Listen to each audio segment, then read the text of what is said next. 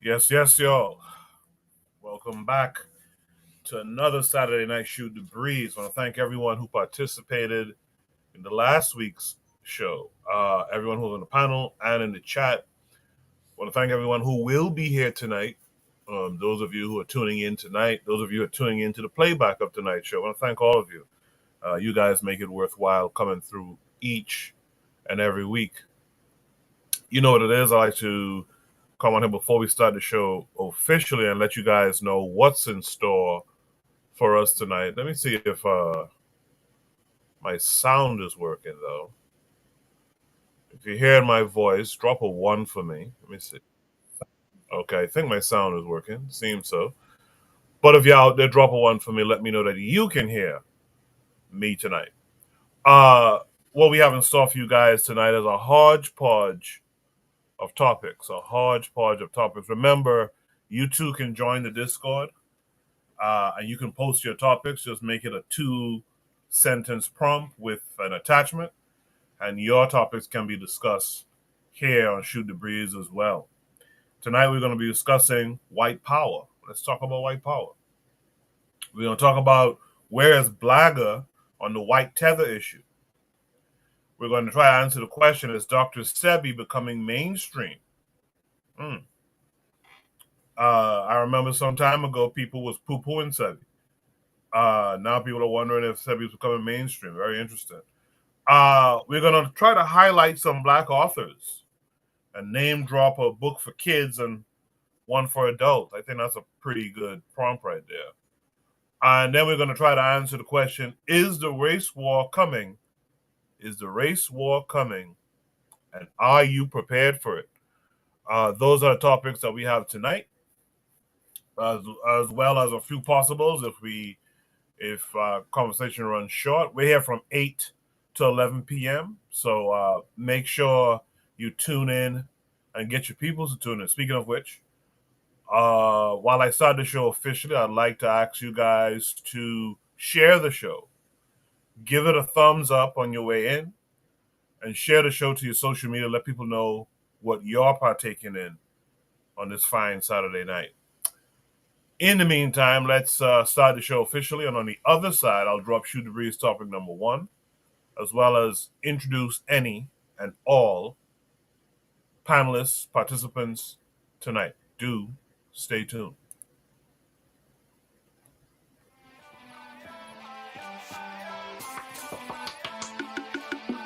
Thanks for listening to the Bitter Medicine Podcast with your host, Koku.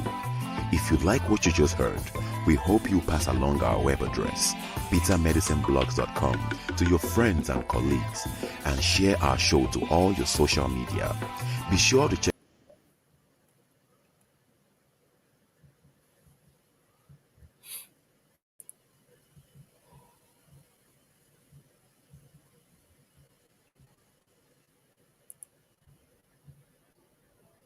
You are listening to the Bitter Medicine Podcast on KWAZ Radio.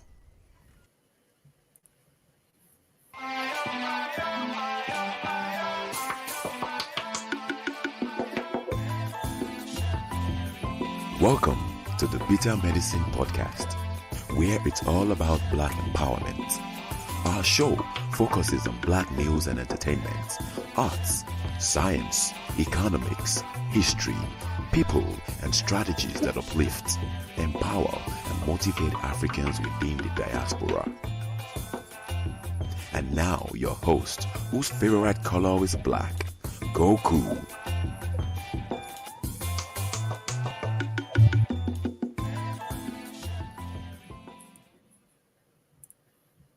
Welcome back to the Bitter Medicine Podcast. I am your host, Koku. Just want to remind you guys before we get the show rolling that this show is part of a podcast network called KWAZ Radio.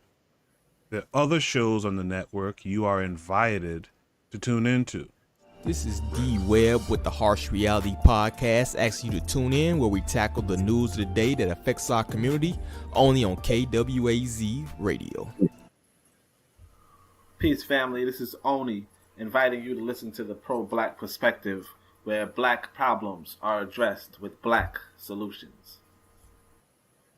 Greetings, fam. Tune in to The Learning Curve with me, the revolutionary matron on KWAZ Radio. You are listening to the Bitter Medicine Podcast on KWAZ Radio. All right. I feel like something went wrong there. But make sure you guys are also tuned in to Brother Bakari's podcast, BBN Network. Make sure you're tuned into the Forecast Radio. Make sure you're tuned in to the Brother Kofi, the Black Critic. Make sure you tune into all of the shows, subscribed, and actually tuning in to all the shows on KWAZ Radio. It's getting to that point to start adding some more. I got to get back active again in terms of getting some more Black women hosts. So if you know someone who you think will fit the bill, who could be a part of the family here at KWAZ Radio, just let me know. Shoot me an email, shoot me a DM on Discord or on social media, and just let me know, okay? I see out there we have Trigger Happy 262 Plus saying peace, peace. We got the matron, the lovely matron, saying greetings, everyone. Greetings to all of you who are out there tuned in to the show. Right now, I have one panelist, but I'm sure we'll have others come along soon. That panelist is Buana. Buana, how are you this week?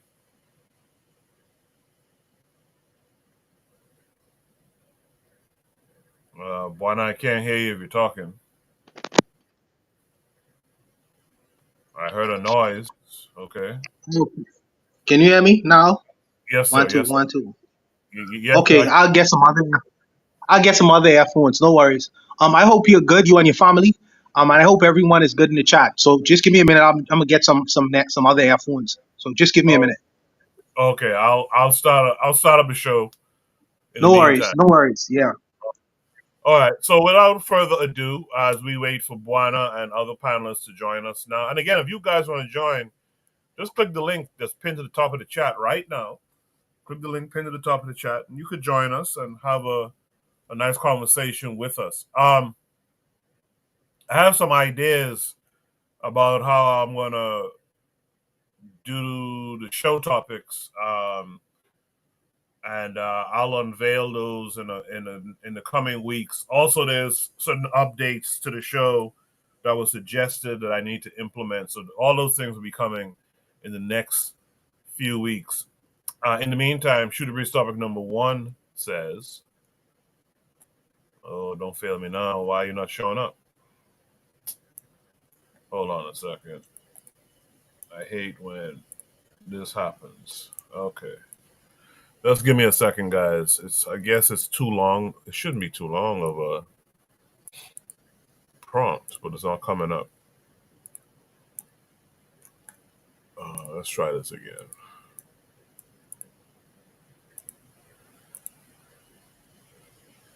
For some reason, it's not coming up. Oh, it's going to be one of those nights, I see. All right, let's do it like this then. I don't like doing it like this, but let's do it like this.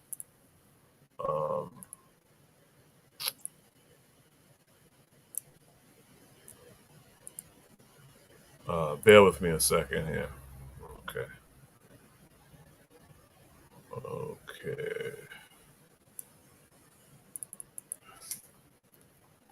Okay, let's see. Shooter Breeze topic number 1 says, let's talk about power. Shooter Breeze topic number 1 says, let's talk about power. This takes us to X. So let me share my screen with you guys. I see some more of you join. I'll shout you out in a second. A little bit of a technical difficulty here, but I'll shout you out in a second. This takes us to X. Make sure you guys can see my screen.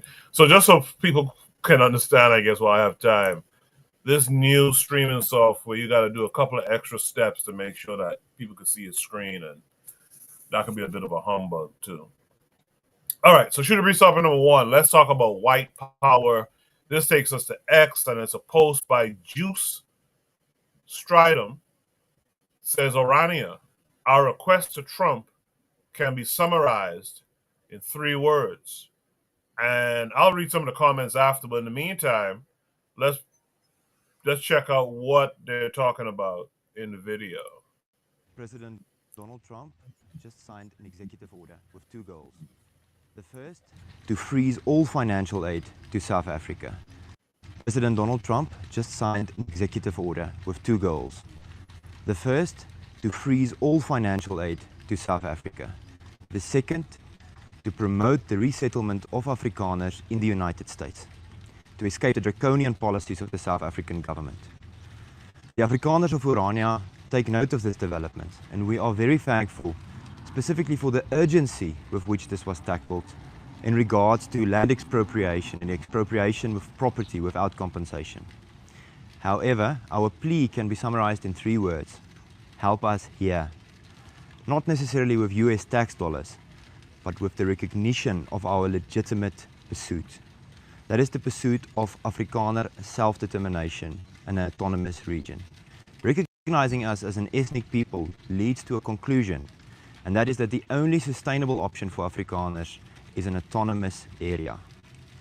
The South African government even signed this as the Afrikaner Accord on Self-Determination in the 1990s, which states that Afrikaner self-determination is a legitimate pursuit.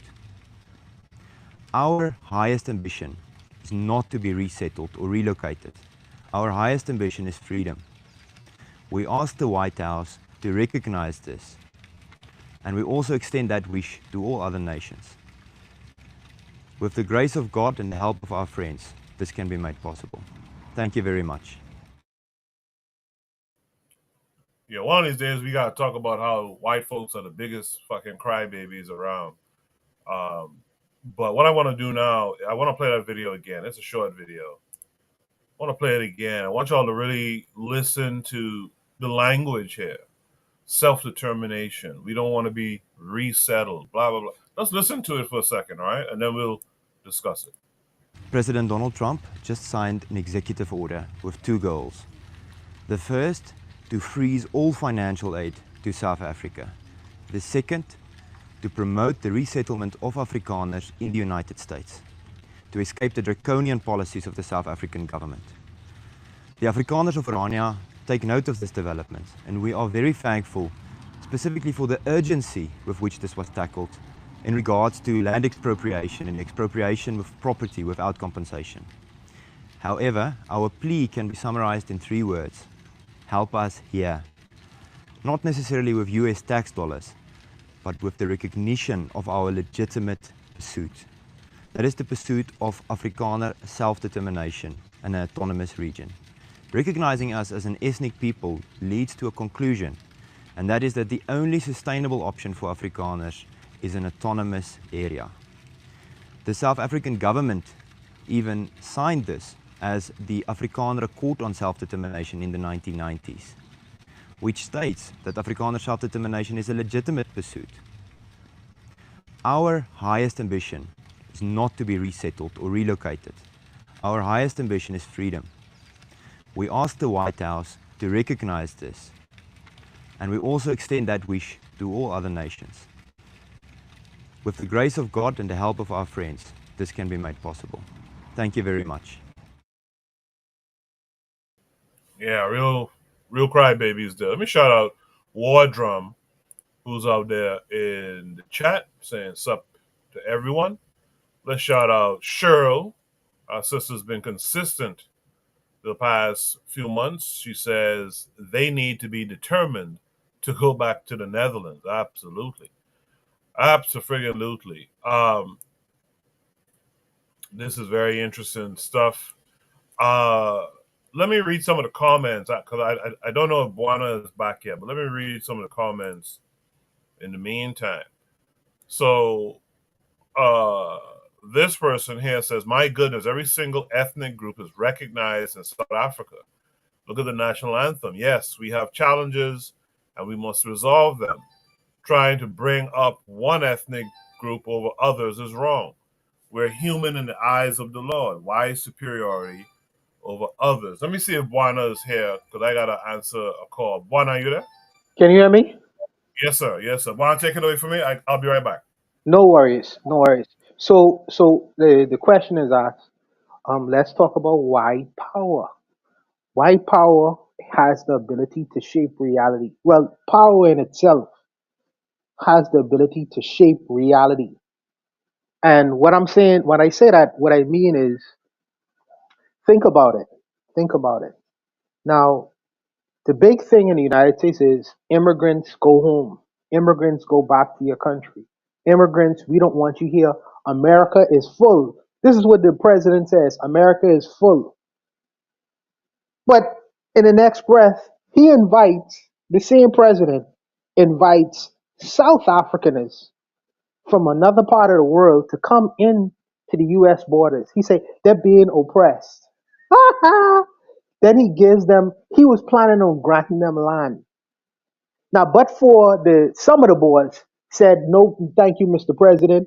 We don't want to come to America. We want to have our own space here. This is so, and no one says, none of the right or none of the people within America says, well, I haven't heard a hue and cry from American citizens of the double consciousness of allowing people from South Africa to move in to the Americas and get their own space. Now, imagine this, if you will. Imagine Black Americans appealing to Putin, saying that we are being oppressed in America, Mr. Putin. We would like you to resettle us somewhere in Mississippi to be left alone for our own ability to determine ourselves. Do you know what would happen in that scenario? They would be called traitors and all manner of things.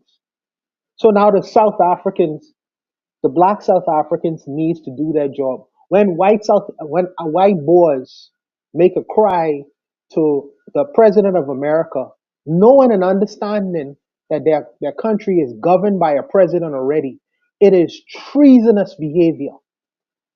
It is treasonous behavior for you to do that.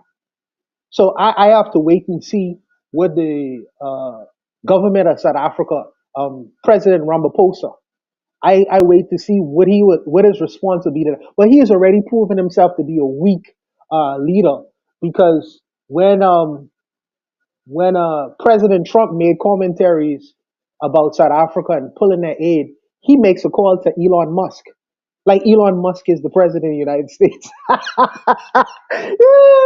He makes a call to Elon Musk to beg, and it looks weird. It looks crazy. This is before he goes to a public audience and say, "Well, we won't do what you say to Trump. We won't do what you say." He tries to walk back his act of trying to call Elon Musk through his dad, to try to resolve the so-called issues of what's going on in South Africa. But I only would say to tell the South African brothers them, you can't have it both ways, bro. You can't have it both ways. You have to decide what you want to do. Either you're gonna be walking side and side with the white boys in South Africa, or you're gonna choose to go. Well, I can't even say Mugabe, because the people in the president of Zimbabwe now, he seems to be walking back a lot of the things that Mugabe put in place and implemented. They seem to be begging the white farmers to come back. My goodness, suffering is a thing, man. Suffering is make you do some things that you wouldn't ordinarily do. But power is the ability to create reality, form and create reality. The issues with white power is that let's take a country like England. They used to say that the sun will never set on England because they had so much colonies throughout the world. But what the white man did never understood is you could conquer lands, you could defeat people strategically through warfare, but you have to maintain these lands. And this is the thing that they couldn't ultimately do: maintain the lands that they was so called take charge over and conquered over. You have to recruit people who live in countries and territories and these colonial shores to participate. But what if they stop participating? What if they stop saying, the English way is the right way, or the American way is the right way? What if they say, we're going to do our own thing and become independent now? then then the price of you maintaining these territories will go up in value. You'll have to pay more money to try to bribe people to your way, and soon enough it become unfeasible. This is what the white man Hitler, this is what Churchill, this is what all the European colonialists and colonists never understood. Yes, you may conquer lands, but you have to maintain the lands you conquer over. And soon enough, people will get their own clue and say, well, you know what? I could govern my own society. I don't need you here. We don't need your bureaucracy. And this is the way the world is turning right now. They are actually taking a second look and saying, we could govern the world and we don't need your help anymore. The whole idea of white power is quickly fading, and the only thing is left is an old white man presenting himself to be a strong man, when really, in terms of influence, that was going out the door every day during this administration. So, Coco, I hope you're off the phone. I'll leave it there. Yeah, I'm back, brother. Thanks for holding that down. In the chat, Cheryl says, in other words, white people of the world, help us fight these Negroes that help retake the land our ancestors stole fair and square. Yeah, that's essentially what he's whining about.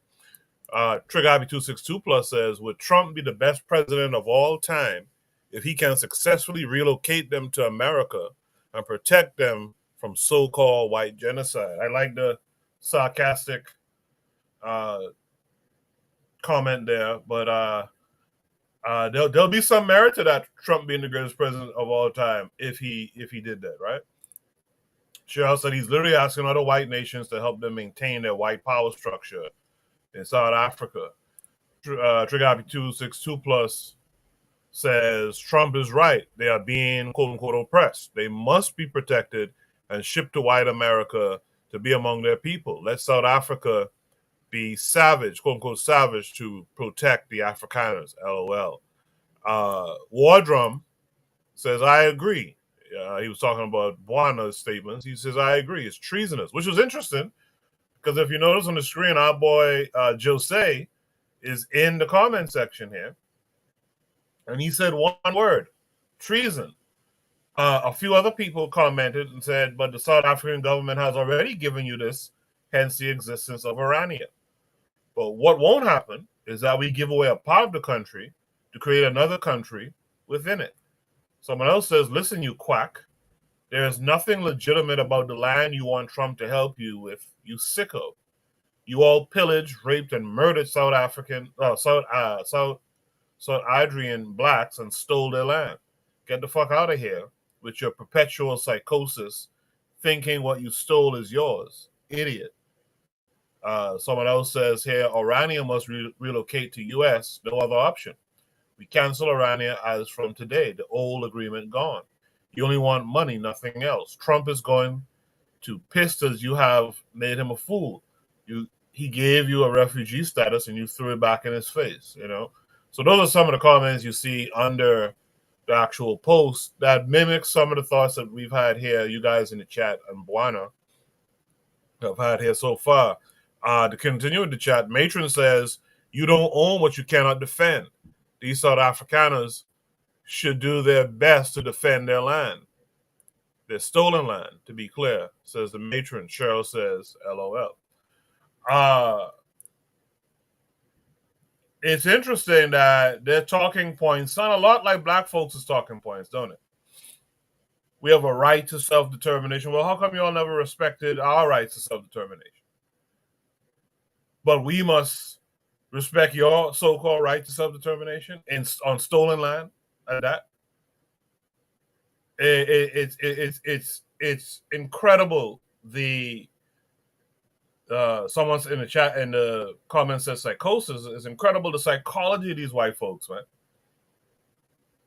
It's incredible, but I'm happy to see that they're starting to wake up a little bit.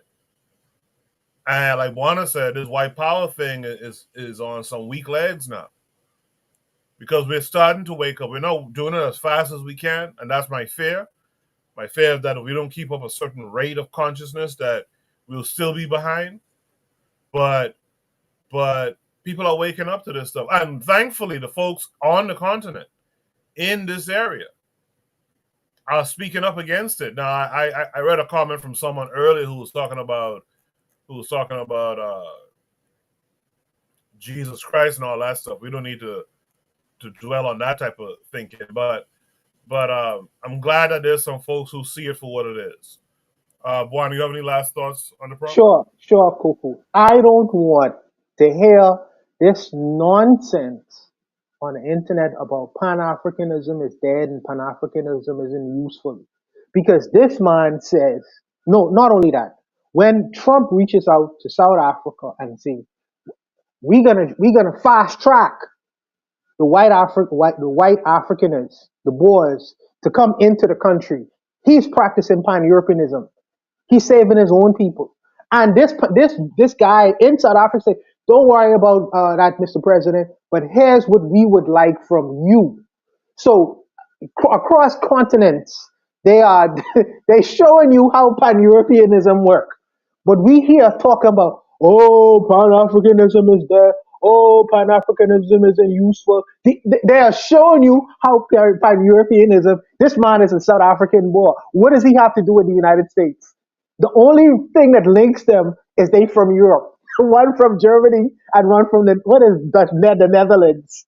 But they practice Europeanism across continents. So I don't want to hear anything anymore with the nonsense they come to me with. I'll just show them this and show them the receipts of President Trump, Elon Musk, who is also from South Africa. He's an immigrant, by the way, and this particular gentleman and how they work together.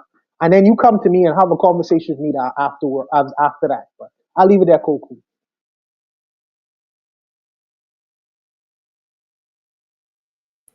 I also want to point out another sticking point that comes up with Pan-Africanism versus what you're talking about now, Pan-Europeanism. You notice that white folks don't have to be in Africa, in South Africa, to speak up for South Africa. You notice they could be in America, they could be in the UK, they could be wherever in the white world and still practice Pan-Europeanism. That's another thing that we got to get off of too. This idea, because when y'all do that, then Pan-Africanism will never flourish. If everyone has to return to Africa, and I'm not saying it's a bad thing to return, don't get me wrong. But if you can't be a Pan-Africanist because you're not on the continent of Africa, Pan-Africanism is going to have a hard road ahead. Look at Pan-Europeanism. They're not all there in South Africa, but they're speaking up heavily about what's going on. You know what I mean? So I just want to also point that out as well. Let me read a few more comments, and then I guess we'll move on to the next prompt. I see Anthony McPhail is out there. Right? Anthony McPhail saying peace to the panel in the chat. Cheryl says, what's wrong with the Netherlands? Seriously, why wouldn't they consider going back? Right? Why wouldn't they? Right? Provide Triggers for Evolution. She's with us this week again, but she's been pretty consistent as well. She's usually consistent anyway. She says, make no mistake, the Afrikaners are well armed, from what I understand. They will not allow, quote unquote, confiscation of any land, as Trump has claimed. I agree with that too. They are armed, and stolen land or not, they're gonna try to protect it. But they're playing a little game right now, right? For this world sympathy for what they're doing, because they're trying to create another genocide and apartheid in South Africa too. By the way.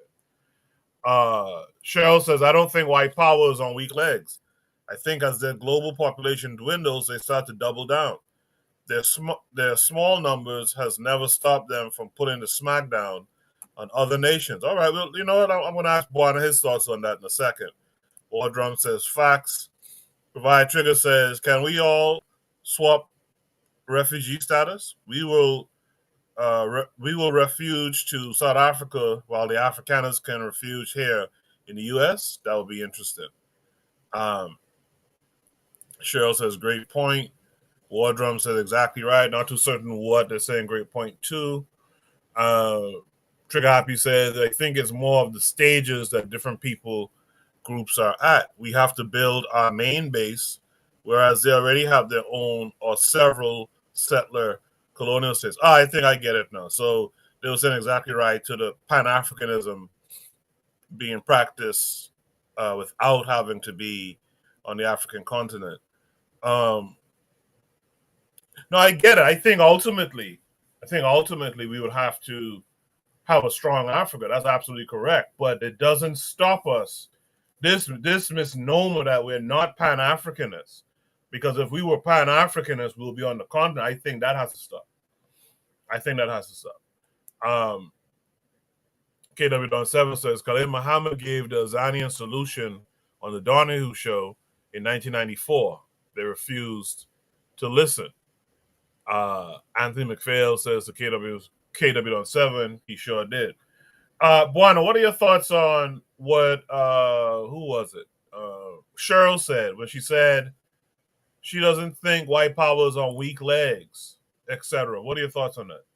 No. What? I don't know if Cheryl Lees was here when I made the statement that you may have the ability to conquer lands, but you also have to maintain the lands you conquer. For instance, um, England used to be the center of the world, as America is right now. You know, they had a lot of territory, and they had governance over a whole lot of territories. But England is a small population. England is an island, really. It's not a very big population. So imagine if you not only have to maintain the land that you exist in, which was England, but what was happening is that their colonies, India, many countries in Africa, the Caribbean, you have to basically provide uh, enough resources. Even though you're taking resources out of the country, you have to provide enough resources to maintain these territories and put your people there. And if you can, and where you don't have enough people, you have to get people to, like Indians, to follow your line of thinking, like how you all call it, like Uncle Toms and Coons. Like, you have to get enough of these kinds of people to buy into that strategy, or else you will not be able to hold the territories that you had the ability to conquer over. Because in a long enough timeline, these territories, the people within these territories will get a brain, and they can say, well, what you could do, I could do the same thing. What makes you any different from me? You know, we used to drool in the mouth because we wanted to do things the European way, because we had the belief and philosophy of the white man ice is being colder. Well, that notion is being challenged through the world right now. That is being challenged because we see when the white man ice is colder, I am able to put people in place, because they used to sell us on this idea of merit. We are the smartest, most intelligent. So we have the ability to do it. Therefore, we should be put in these places and structures. When we see the gangsterism what's going on now, Trump is putting people who don't even have no merit in high office and high positions. And we say, oh wait, you all told us if we get all these degrees, we'd have all. Nah. It don't have nothing to do with merit anymore. It has to do with nepotism. If I like you, I will put you in high office to govern over.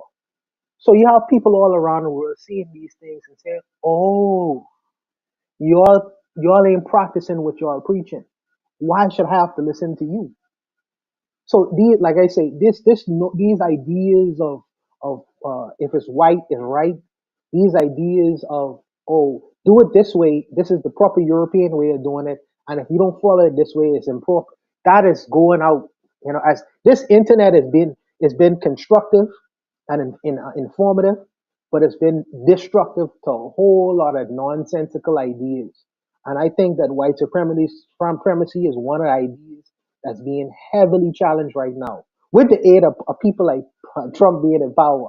And I ain't gonna get into that, but that these ideas gonna go out. They're gonna fade away because there's no way such a small population of ignorant people are going to continue to dominate over the billions and billions of people in this world with the so-called information age. I don't think that's going to happen. You can't maintain it, and that's where I'm coming from when I made these kinds of statements. Cheryl Lee. So I'll leave it there, Koku. I appreciate that, Buana. Shout out to Daily Affirmations by Pauline, who's out there, KW Don 7, who's out there. This is the last comment I'll read from the chat, I guess. Cheryl says, until those missionaries and white cultural concepts and languages are completely eliminated, spreading Christianity is literally the spread of their culture. As long as that still exists, they will live forever. That's a good conversation, guys. Trick Happy 262 Plus says, to Cheryl's point, the buffer class is South African xenophobia. Yeah, she made some comments about that earlier. With that said, I guess let's go to Shoot the Breeze topic number 2 if there's no last thoughts here. Again, we're shorthanded on the panel, but so if anyone wants to join the panel tonight is a good night for that. Just click the link pinned to the top of the chat, and you too can be heard discussing these wonderful topics that our viewers put up on the Discord. Shoot the Breeze topic number 2 says, where is Blagger on the white tether issue? Where is Blagger on the white tether issue? This takes us to YouTube. Let me make sure you guys can see what I see. Yes, this takes us to YouTube. We will watch and then we will discuss. Yeah, we back. Now, today we're going to be talking about Donald Trump rolling out the red carpet for the European immigrants, right? Now, it reminds me, a while ago, I made a video discussing how when it comes to conservatism, different groups of men practice a different form of conservatism, right? The conservatism practiced by men in the Middle East is different than the conservatism practiced by the black men in Africa, which is also different from the conservatism practiced by the white men in the Western world and in Europe, the United States, which is different from the conservatism practiced by Asian men, Chinese, Japanese, Korean. Every demographic of men have their own version of conservatism, right? So when you examine, conservatism in the context of the United States and the Western world, you have to understand that's a specific brand of conservatism you are dealing with, right? That's why as a black man, in order to fit into that box of conservatism, the Western version of conservatism, you have to kind of be a foot soldier for the white man. You got to be a sidekick for the white man, because that's what that brand of conservatism is all about, right? It's about putting the interests and the objectives of white men first. Now, you gotta look up on the screen. President Trump has signed sanctions against South Africa for their recent land seizure bill. He is ordering all aid to South Africa to be halted, and he is also ordering federal agencies to prioritize humanitarian relief and admission to the United States for the Afrikaner refugees. Now, the Afrikaner refugees, that's the white South Africans, right? They got to come to the United States to fortify the numbers of the white population. Now, the reason why he signed these sanctions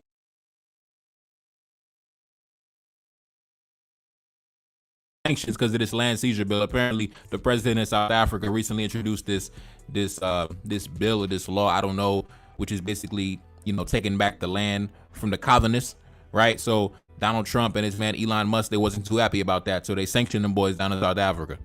Now, let's continue. Take a look up on the screen. Trump orders the United States to prioritize refugee resettlement of South Africans of European descent. Let's get into it. Trump on Friday directed government officials to prioritize the resettlement of South Africans of European descent to the United States refugee program, which he suspended during his first day in office. So this man done closed the program his first day in office, but he reopened it for the white man in South Africa, right? He reopened it for the European immigrants, the European refugees, right? Let's continue. In an executive order, Trump accused the South African government of discriminating against the Afrikaners, an ethnic group in South Africa made up of descendants of European colonists. Like I said in my video the other day, Donald Trump and Elon Musk using the Paul Kagame pretext, the Paul Kagame strategy to destabilize the South African government. The same way Paul Kagame justifies launching attack after attack after attack against the Eastern Congo for the last 20 years under the pretext of, I gotta protect the persecuted minorities in the region. I gotta protect the interests of my minority ethnic group. That's why I've been sending my military into the Eastern Congo for 20 years, right? Listen, once you justify the bullshit for one person, don't be surprised when the next charlatan comes along using the same pretext. Let's continue. Trump said in the order, the United States would no longer support South Africa with foreign aid if such policies, which he claims highlight a shocking disregard for its citizens and amount to human rights violations, continue ordering U.S. agencies to stop providing any aid to South Africa unless deemed necessary. In his order, Trump instructed Secretary of State Marco Rubio and Homeland Security Secretary Kristi Noem to prioritize humanitarian relief and admission and resettlement to the United States Refugee Admissions Program for the Afrikaners in South Africa who are victims of unjust racial discrimination. Now, let's take a look at some of the reactions on social media. This person said they wanted a coup and got asylum instead. That's funny as hell. Yeah. See, they wanted Elon Musk and Donald Trump to give them what Paul Kagame was giving his folks down in the Congo, right? They wanted to send, armed insurgents to destabilize the government, overthrow the government, right? But they just gave them sanctions instead. Now, let's continue. This person said, the Trump administration moving to resettle whites from South Africa to the United States is further confirmation about everything Pan-Africanists have been saying about unity. They have us fighting each other while they look out for and support each other against our interests. Now, isn't that funny? Isn't that funny how fast mass deportation, the rhetoric surrounding mass deportation, ended up becoming about providing asylum for European refugees, right? Listen, I told you that's what it was about. All that nonsense about secure the border and mass deportation, all that shit was a smokescreen. All that nonsense was a smokescreen for their true intentions and their true desires and their true interests. And the fact of the matter is, in the Western world, there's a population problem. There's a population issue because they're not having enough babies to meet the replacement rate, which means the population will decrease if they don't take certain measures, boosting their numbers and fortifying their numbers through immigration, but a certain type of immigration, a certain kind of immigration, right? And this issue is not exclusive to the United States.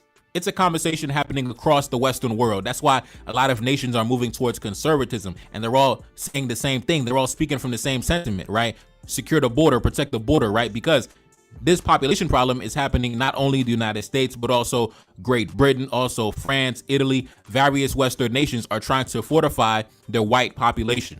Now, what Trump is doing is nothing new. The United States has always held this policy of the main preference when it comes to immigration is the European immigrants first and foremost. Those are the ones that get the red carpet treatment. Those are the ones that have always gotten the red carpet treatment. Millions and millions and millions of white immigrants have flooded the nation since the formation of the nation. In fact, Donald Trump himself is a descendant of white immigrants. Elon Musk, white immigrant. Donald Trump's entire administration full of white immigrants.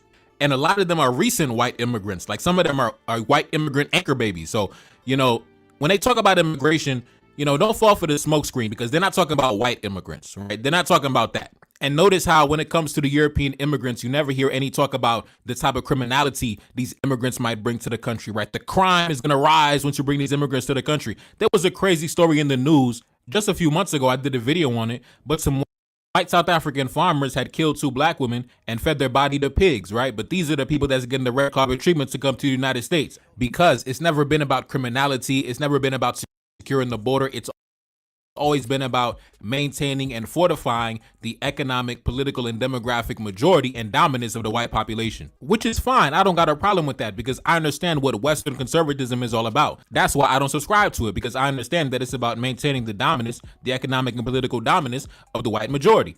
So I'm not going to be a sidekick or a backup dancer for the white man. Like I said, different groups of men practice different brands of conservatism. This is Western conservatism. When they say America first, they really mean white man first. When they say secure the borders, they really mean open the back door for our white brothers, which is fine, I understand, but I'm just pointing out the contradiction in their rhetoric. Now, let's continue. This person said, we Afrikaners are a proud, hardworking tribe with strong Christian values. I speak for myself and thousands of my tribe. I want to say a massive thank you to President Trump and his administration for recognizing the problems we are facing in South Africa. These racist and unfair laws that have been forced upon us for years now, affecting not only the Afrikaners, but all white South Africans. Our forefathers tamed this South African land. They have bled and died on this land to secure a future for us. Majority of us cannot pack up and flee. This is our home. This is our land. We will fight for equal opportunities for all. It is our right to own property. This person said, many Afrikaners love socialism when the government built Afrikaner schools, created cheap electricity, prioritized Afrikaner workers, subsidized Afrikaner farmers, invested in Afrikaner businesses, etc., etc. But when it's time for black people to be prioritized in order to create equality and not superiority, now they hate it. Now they call it racism and demand free market capitalism. That's bullshit. Ha! That's the game, brother. That is the game, right? The enemy speaks out both sides of his mouth. And it's up to you as a black man to not fall victim to the deception and the manipulation and the contradictions. But yeah, man, this is going to be the new tactic in order to meddle in the affairs of other nations, right? They tried doing that with the nations in the Sahel too. They tried to say, oh, they're persecuting the Fulanis. The Fulanis are being persecuted in Burkina Faso.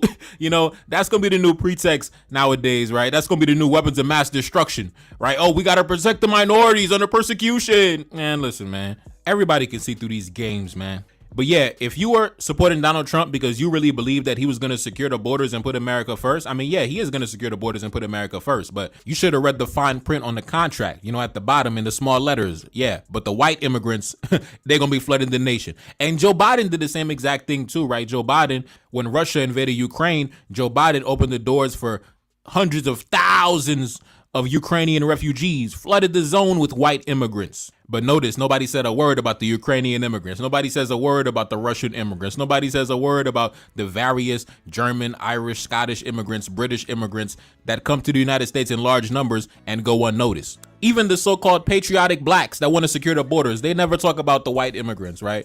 They about to flood the zone with white immigrants. Them boys ain't gonna say a goddamn thing. Because like I said, when it comes to the Western brand of conservatism, you got to be a sidekick for the white man. So whatever the white man do, you got to go along with it. Whatever the white man want to do, you got to just, hop in the back seat and take the ride, right? You got to shut your mouth and be quiet as a black man. See, I can't get down with that brand of conservatism, not me. Anyways, man, if you never card, that's Celine back in the Billy. Yes, indeed. Cash app in the description. Support the channel, man. Support the album. Peace. Told me she loved me and said that it's real. So independent, ain't signing no deal. Feel like a king and I'm up in Cap Henry. I'm in the city.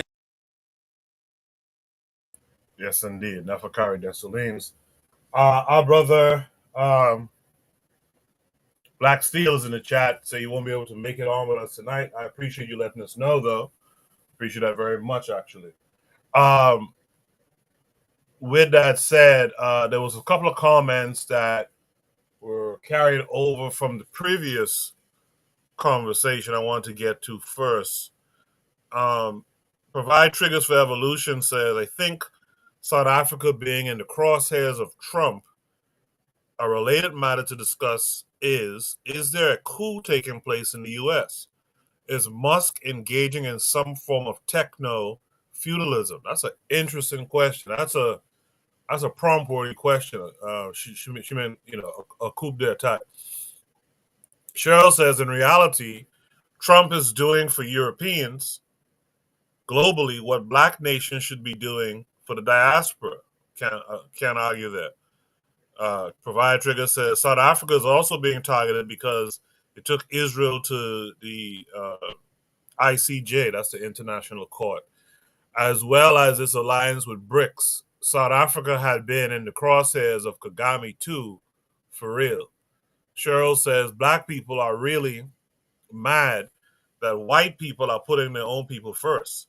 That's what happens when you live in a delusion of integration for 60 plus years.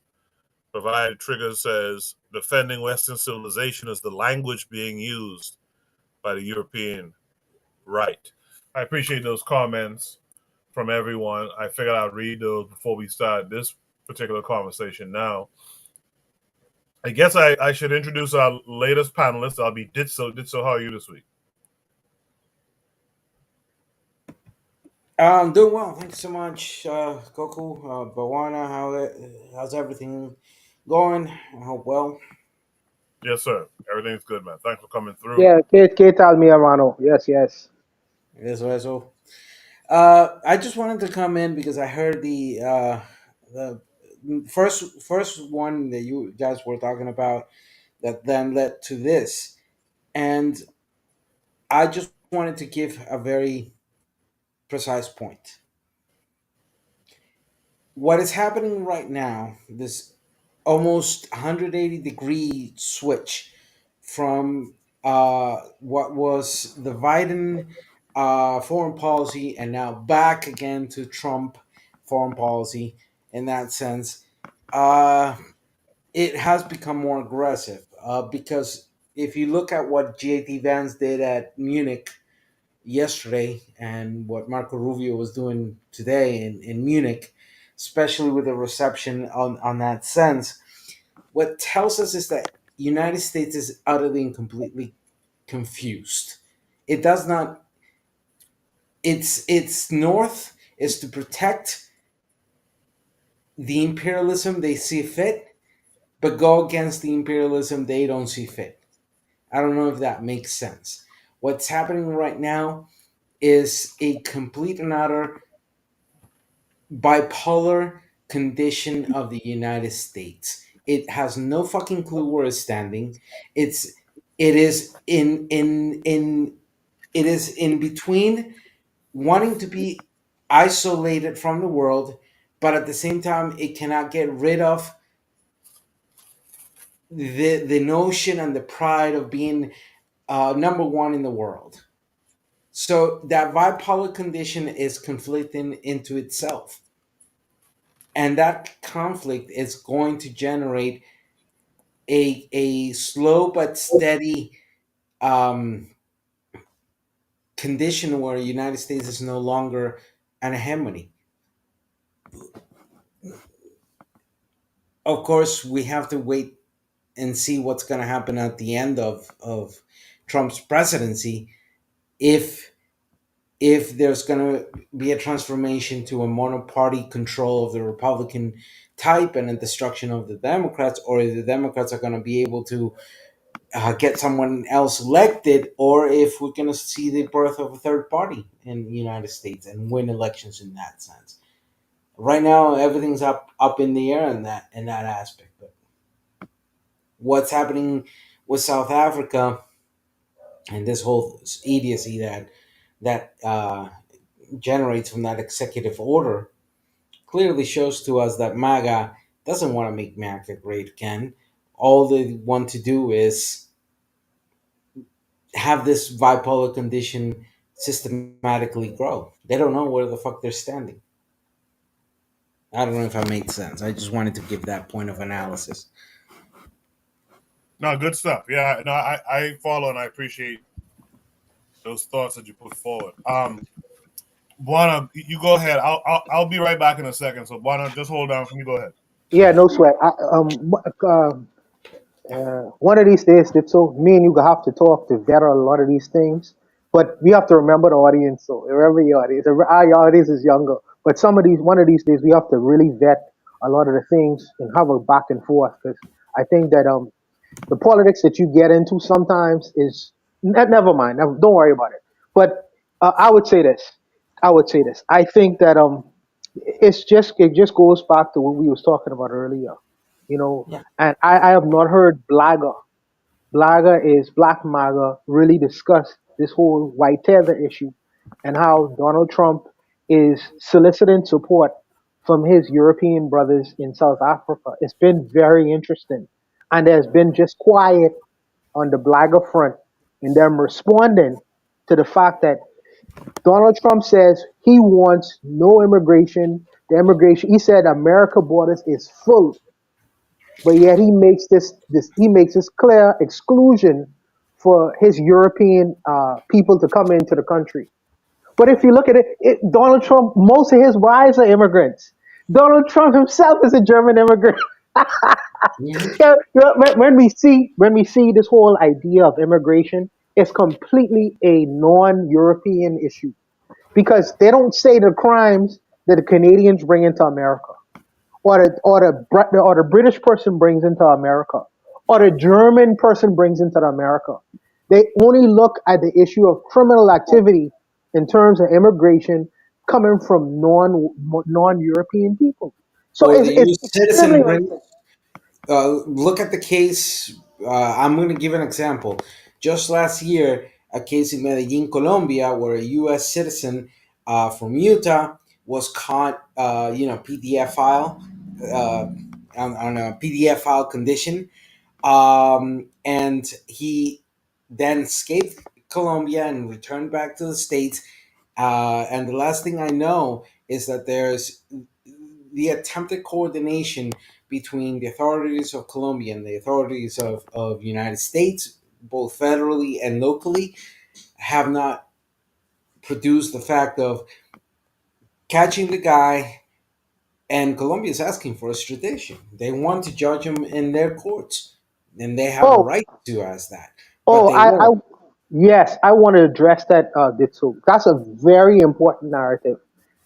It's interesting that Americans who commit crimes in other countries, they have extradition laws where you could send the Americans back to the Americas. And if they have committed no crime in the Americas, they set free.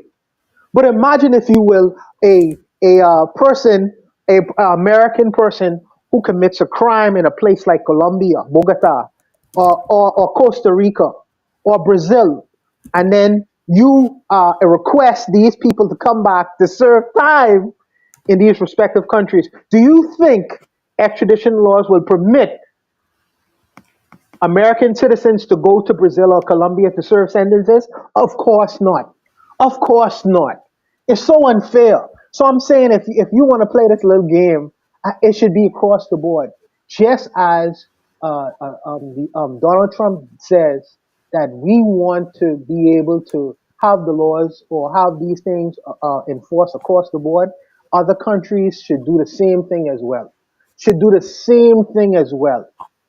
So, Well, it's and like the if you're not going to send criminals who have committed crimes in Brazil to serve American criminals who did crimes in Brazil back to Brazil to serve their sentences, we shouldn't send our citizens to your country to serve sentences in the United States as well. It should be across the board. That's so. No, yeah, and I mean, look, Russia. I don't trust Russia. I don't like Putin, but Russia just announced that another U.S. citizen was detained, trafficking drugs in Russia, supposedly or allegedly. The news only says that it was a 28-year-old U.S. citizen by the name of KWAZ. That's the only thing we've been able to find, but that has been officially released by Russian uh, government. So here's the thing: the argument that illegals, quote unquote, the term illegals, I hate it, but those irregular migrants that arrive to the United States are the ones committing crime is completely and utterly BS, in the sense that, sure, you may have a minority that have engaged in criminal activity, but the major aspect of criminality that is happening within the United States is by U.S. citizens. So those migrants who may have committed, sure, you know, let them face the due process and the courts, as any human has the right to do so, and has the entitlement to face a due process. But then the question comes into U.S. citizens who migrate outside. Some also do crimes outside in other areas, and then they run back to the United States and there's no extradition. That's BS. It's a, Absolutely.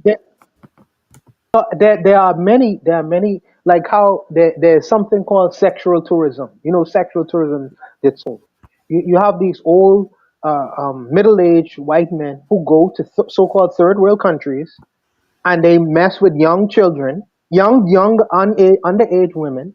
If this is this tragic arrangement, and as you say, if the officials was to catch up with some of these people, they flee and they go back to their countries. Shouldn't a pedophile who committed acts in the Philippines or Brazil serve time for messing with children? It's not because you have a U.S. passport that absolves you of that crime. You should, if you committed that act in the Philippines or Brazil, you should serve that sentence in the Philippines and Brazil. Your citizens. These things are never talked about in so-called CNN and Fox News. It's only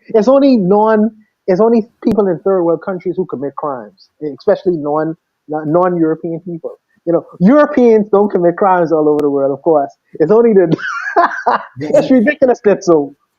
look. Another interesting point on this line of conversation is United States demands visa of out of the 195 countries, at least half of those countries, and that half is normally what you would call AK Global South, AK third world countries, all those countries that that they deemed inferior. For example, me, I have to pay $250 every time I need to ask for a visa, and there's no guarantee that they will give me the visa in order to have it in my passport and travel to the United States. Um, that is not reciprocal to the United States passport.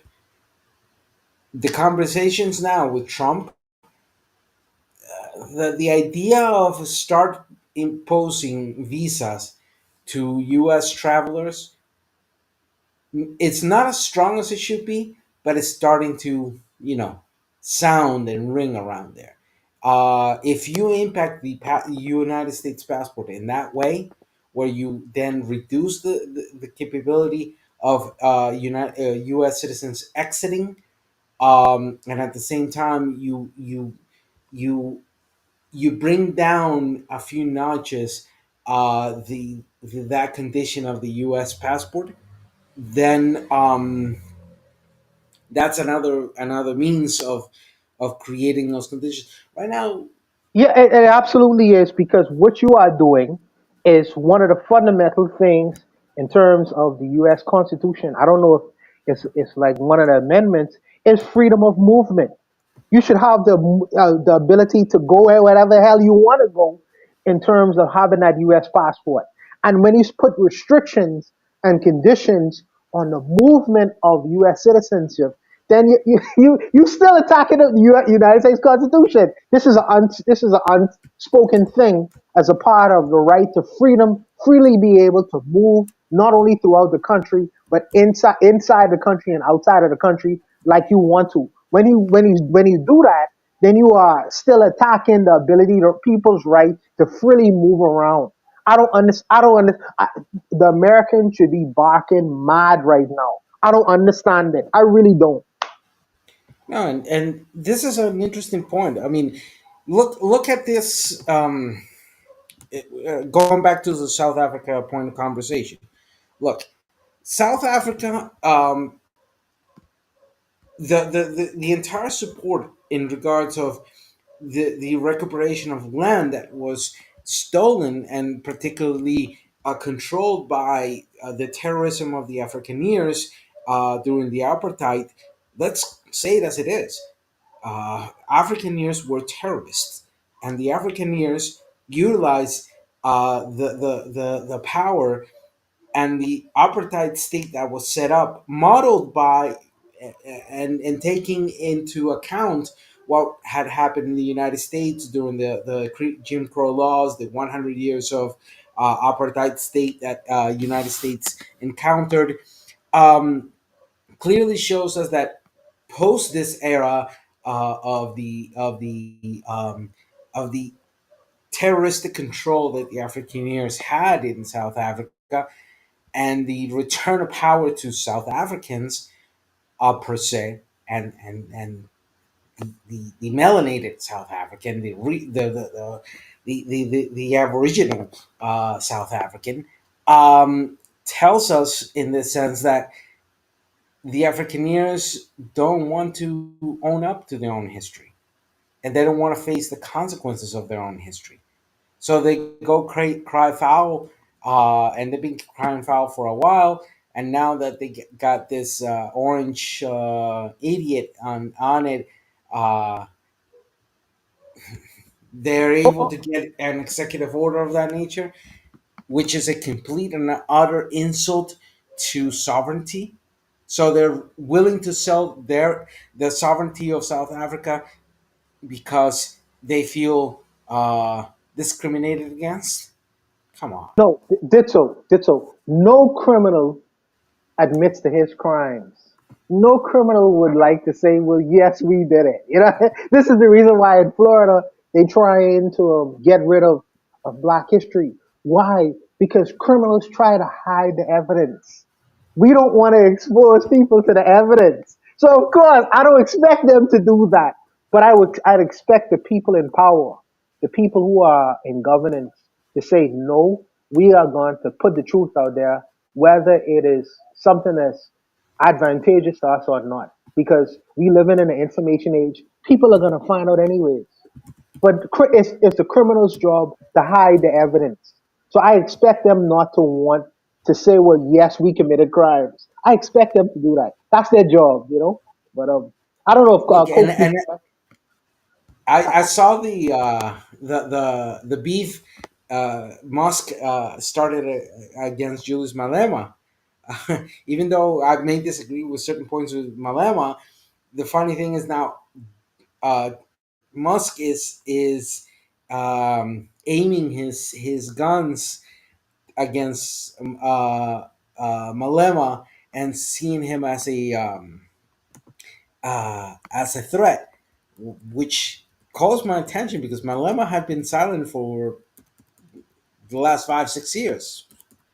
You know, I expect ideologically I expect them to be enemies because Malema is a Marxist, yeah, proclaimed I self. know, I know. I Yeah, disagree with that with Malema, yeah, but yeah, and Musk is a I think he's a hyper capitalist. So of course they're gonna be enemies. I don't expect them not to be enemies. yeah. But Malema had been quiet for what? For the almost a decade. He's been, But, you well, know, he went to the polls, and I think that he got less than 10%, and yeah, plus, yeah, and plus one of his main partners, who he was running right on them, I forget his name now. He went to Zuma. He went to Zuma's party, and they were the ones who put Zuma in jail. So the fact that he is one of his good friends, kind of like went across the aisle, I think that broke his heart. So I think that that's why he's been very quiet. I personally believe that, but it's a lot well, of yeah. things. It's a There lot of was moving parts, man. several conditions, and even hell, I'm in Costa Rica. Technically, I shouldn't know your history, but I do know it because you know me. I spend my time uh, investigating and reading and being familiar with the situations. Um, what I would tell you is, I think Musk is an idiot because why the hell will you wake up Julius Malema, who was being quiet and who was living his life, and just why would you wake him up? Yeah. Uh, so I wouldn't say he's an idiot. Idiot is a stretch. He's the richest man in the world. He must have done something right. Yeah, he must have done something right. I Look, think that would. I think that even Woody.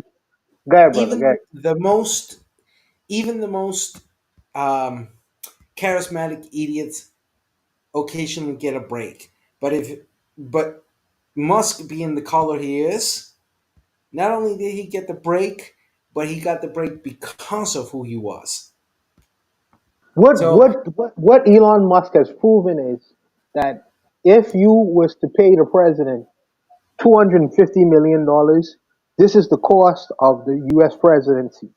So mhm. that's what that's basically telling the rest of the world.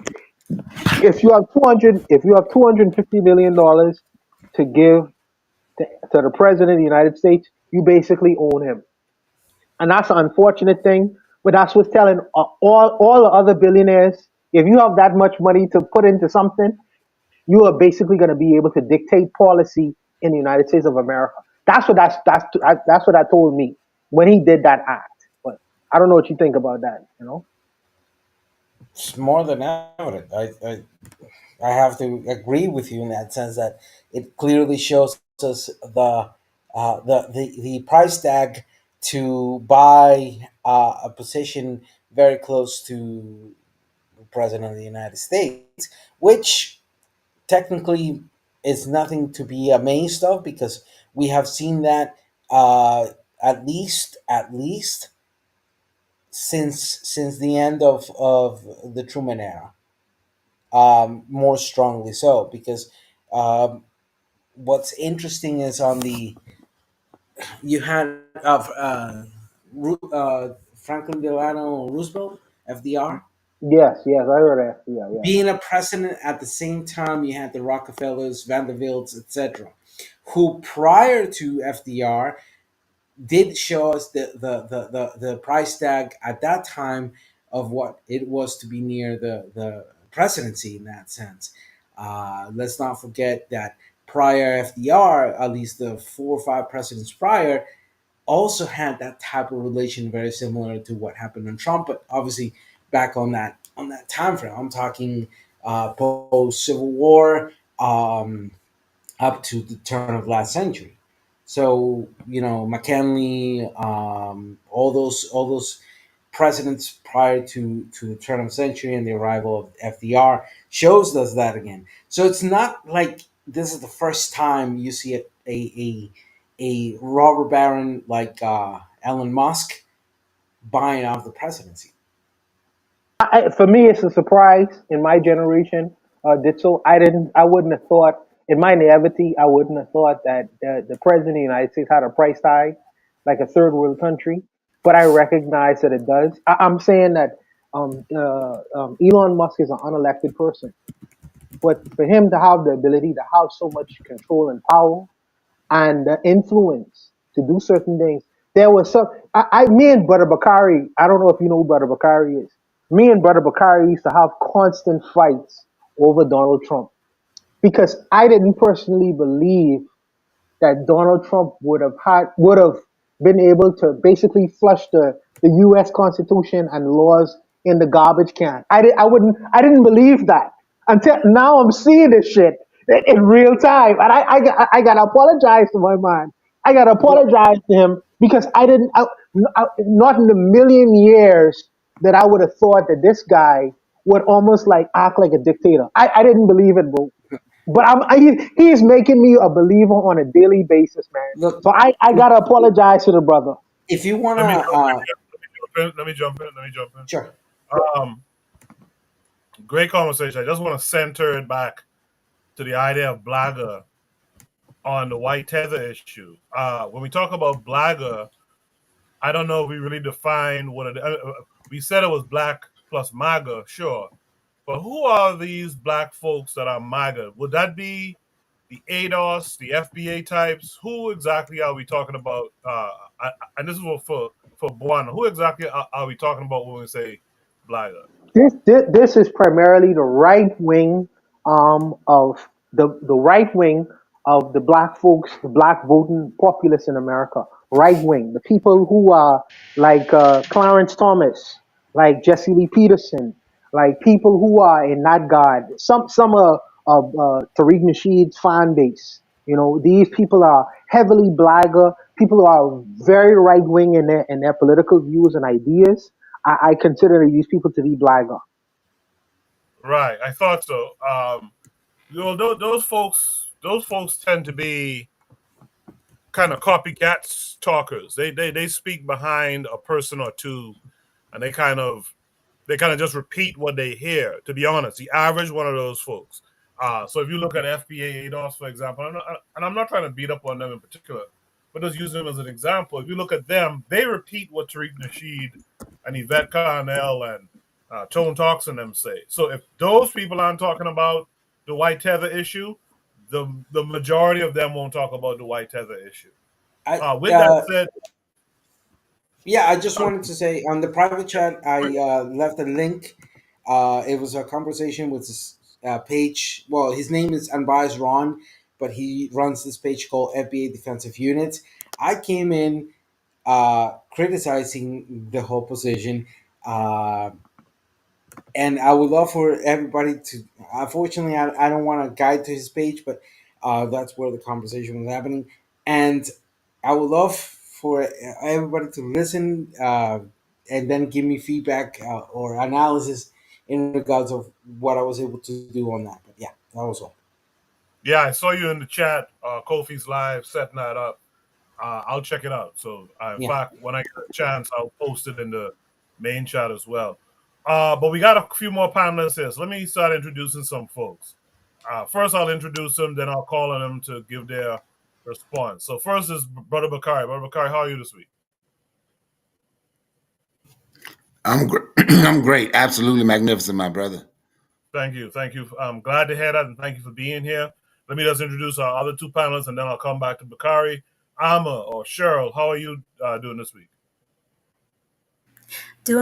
Doing well. Glad to be here. Thanks for coming through as well. It's really good to have a black woman on the panel.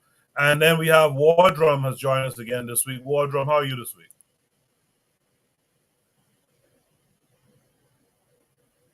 Wardrum, you're muted if you're talking. You're going to have to unmute your mic. Okay, look like Wardrum might be having some technical issue here. So in the meantime, let me go back to Brother Bakari. Brother Bakari, should have reached topic number 2. Where is Blagger on the white tether issue? What are your thoughts about that? Okay, well, Blagger is nowhere. See, I coined Blagger, and you asked Bawana who is Blagger. No, he's Blagger. He's Blagger. Shirley's Blagger. Shirley's Blagger. I coined that phrase, so I'm gonna give you the definition. Shirley's Blagger, along with FBA and ADOS. Any black person that strokes Donald Trump, you can't say nothing about nobody without them making excuses for a bigot who basically told you how he want to hurt black people. So yes, Bawana can't tell you who Blagger is and exclude himself. He's Blagger. But I'm glad you admitted, Bawana, that I told you the truth about what was going to happen over here. I appreciate that. But Blagger won't say nothing about none of these white immigrants. They're not going to say anything about the white folks from South Africa getting land, going to Mississippi farming. They're going to be in all the South farming. They are building up they want to build up their militia. They're going to bring more.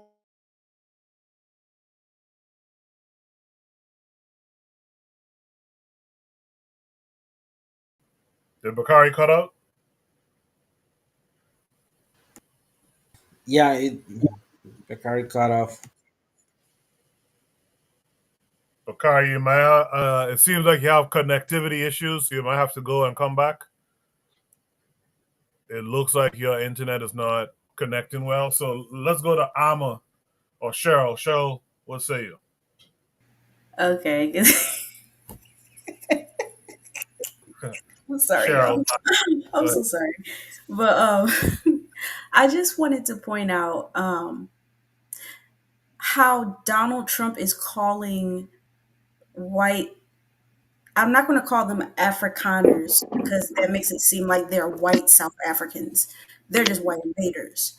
Um, it's interesting how he's calling those white people back to, or I don't want to say back, but he's calling them to I America. wasn't listening at the time.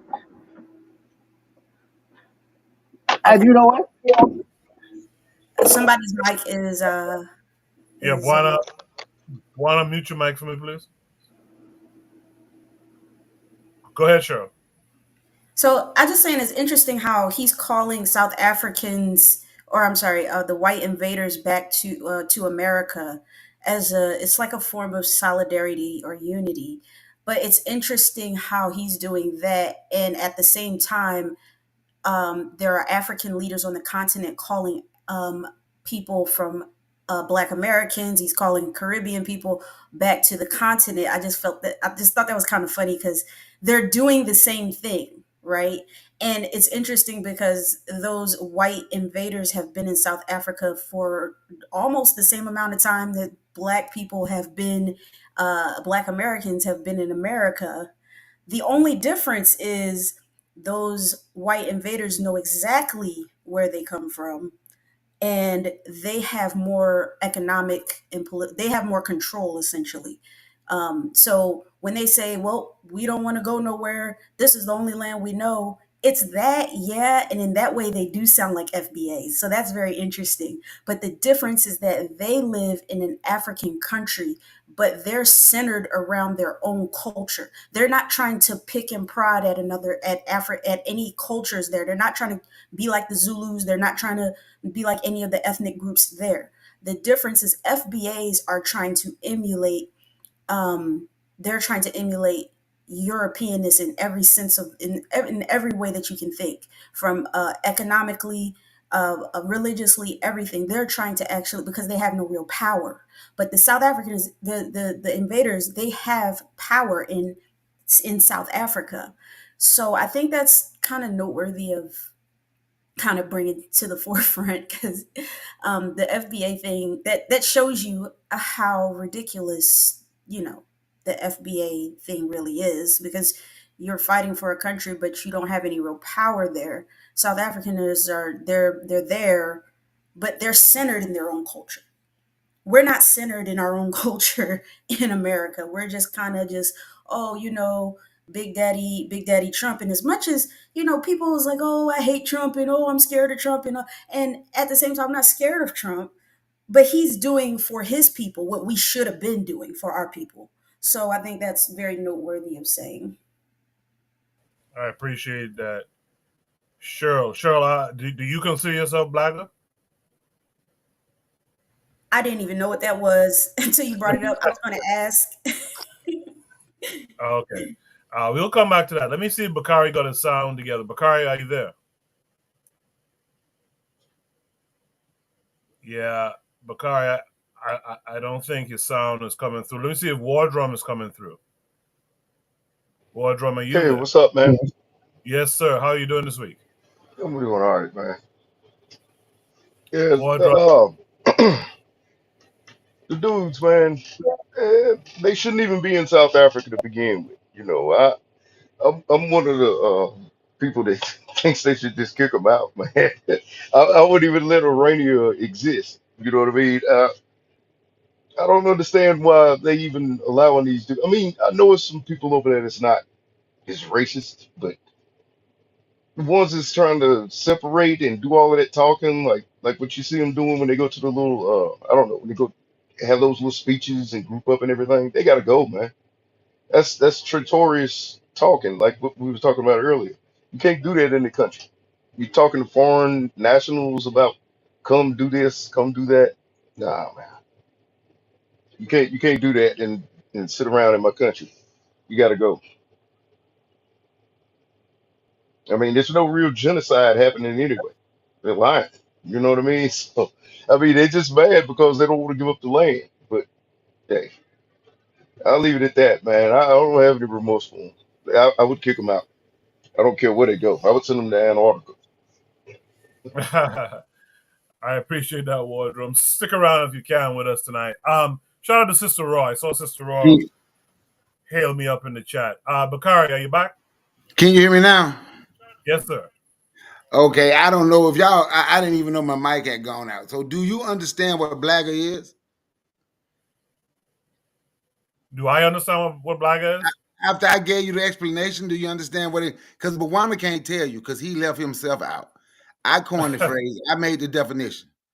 You have two blagger on your, and the trigger happy say he's going to be blagger, and it's okay who's going to be blagger. I really don't care, but what I say I mean, and I love Bawama, but I can't trust no black person stroking Donald Trump. I can't trust no black person when you say something about Donald Trump. They are willing to block bullets for him. But I give Bawama his credit. He said he was wrong. So therefore, you know what? I can lean back to Bawama a little bit. But I just can't. How is it? Can y'all still hear me? Because I don't even know no more. Copy, I hear you well. Okay. Yeah. How is it? So how is it black people all of a sudden chose sides? Can start to choose sides with the KKK and the neo-Nazis, and we can figure out a way, black people can figure out a way to make that be okay because they're still black. No, no. We are, if you know, when you're in a fight, I know who my enemy is, right?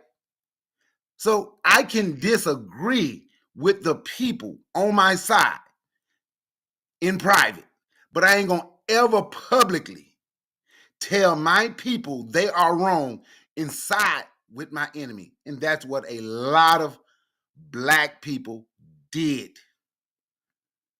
That's what they did. That's blagger.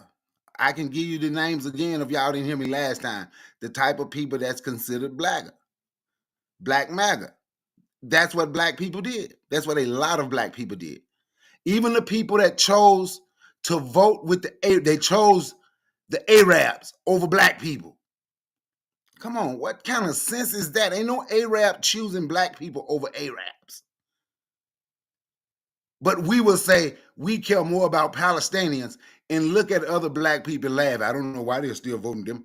It doesn't matter. I know who my enemy is, and I know what side I'm on.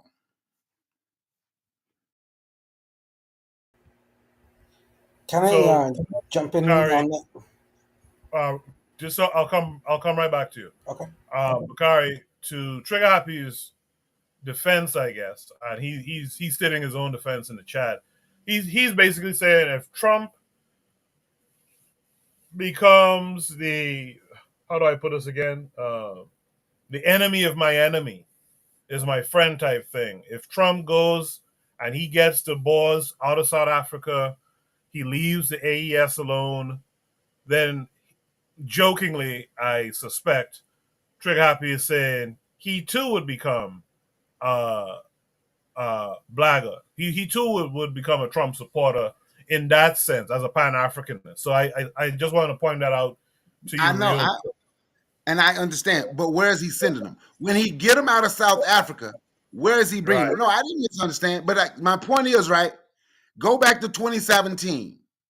I did a whole live on this, right? And you will see how he was just bringing white South Africans, taking stuff from black people, taking their money, giving white. Because you know where I'm from in Mississippi, right? If my kids were here, they would tell you they would never see a white person when we go home to visit. Like, Dad, ain't no white people here. Then all of a sudden, the last few years, like, where's all these white people coming from? Then we come to find out they giving them land. Like, so now, so now it has gone from like 80% to like 65, 70% black. And those are the places where they're taking them. Right? So, and maybe, if I misunderstood your last statement, Trigger Happy, I apologize. I do apologize if I misunderstood your last statement. I apologize. Maybe I didn't understand it right. I understood it when Koku said it. But so I understood it better when Koku said it. So Koku, thank you for explaining. And I apologize to Trigger Happy if I said it. But I'm just, but those are the blaggers. Because when he sent it, I'm telling you, they're coming down, and it's gonna be more of them coming down south. And by the way, somebody asked a question. No, Pan-Africanism and blaggerism cannot coexist or provide triggers for evolution. No.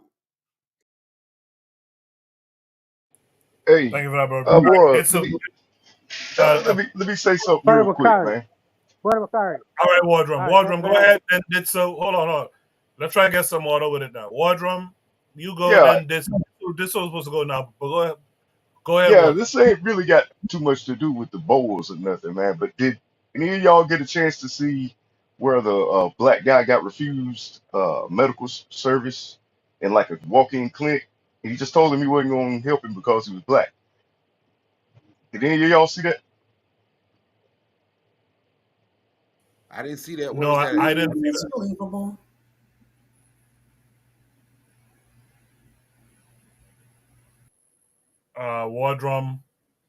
Wardrum fell off. So did so go ahead and then one until Wardrum comes back. Yeah, I wanted to jump on what Brother Bakari was saying, and I want to focus it in this way. The reason there is Blaga today has to do with the intentional miseducation and the intentional misguidance of the population. Look, the reason I'm able to speak on this type of things is because I as an individual dedicated myself to open the books, to read, to go to class, to sit down, to experience the whole academic process. Yeah? And luckily enough, in my education, I had teachers that motivated me, but not only that, I had parents that motivated me to continue that route of understanding politics, of understanding history, of understanding all those tiny little elements. But let's be real, I am an exception. I am not the norm, because the majority of people, and especially in Afro communities, be it in Africa or be it Afro Western Hemisphere, aka Afro American, aka Afro North, Central, South, and Caribbean, do not have that access towards that education. And the few that do, they forget or they're unable or don't have the tools to differentiate between a colonized mind and a decolonized mind. And that major problem has been a debt from the get go. From the moment our countries, both in Western Hemisphere and the African continent, have become independent in the last 200 to 250 years, uh, the problem of that building nation has been the because of multiple factors has been the incapability of transforming that education in order to have citizens and people who understand what ideologies are, how they function, why it's not good to fall into the games of the cult of personality, why a freed political mind is that one which doesn't align to to ideologies as a end, but as tools to try to achieve better outcomes for the day-to-day life of people. But at the end, that problem is fundamentally because we have allowed, especially us, melanated individuals who share living in what others call quote unquote the third world, which is a bullshit term. The majority of us have not been able to break away from that control, and that should be our north. And that's why you have people who believe in the flat earth within the community, or who believe in whatever mumbo jumbo is popular on the day, you know, instead of having people who are capable uh, of understanding, comprehending, and interiorizing all those elements of history, of how history is not a linear thing, but it has always been a more third dimensional type of function, um, that the that we can't ever forget our own history. We can't ever allow that history to be transformed to the whims of somebody else. Um, so, in very simple, short, and aspect, not wanting to prolong myself in that because I'm passionate on this subject, and not only passionate, but I try to do things to change that. Um, I just consider that the work that we have is to continue pushing that particular transformation towards a clear and concise tool of education in order to break away from the remaining chains of colonized minds. I hope I made sense. Appreciate that, did so. Let's have from Buana. Buana, what say you to So what you've heard so far? yes, sir. Yes, sir. So let me say this. I have to eat my black pie, and which is fine because Brother Bakari. I have an echo for some reason, but brother Bakari was right on some of the things he was saying. Really, the majority. I'm waiting for Donald Trump to harm black people exclusively. I'm waiting for that. But I would have never thought that this president of the United States would, when he say that make America great again, what he meant was make white America great again. I didn't think so. I just think that he meant for his people generally. So I am caught off guard. And in this instance, Brother Bakari was right and I was wrong. So when he says that, I'm a blagger person, I have to eat my pie, even though I'm not a blagger person. I have to eat my pie because there was some things that I would have said about this president that I never thought he would have done, like dismissing the Constitution completely and operating like a gangster or a king or a king. You know, this is something that is he is being historic because when America broke away from England, they said they wanted to be a democratic society. This guy is operating like a dictator, like a king. You know what I mean? This is unheard of. So I didn't think that I would see the day. So I would say, in this instance, Brother Bakari was right and I was wrong. It is fine. That's fine. It's just that.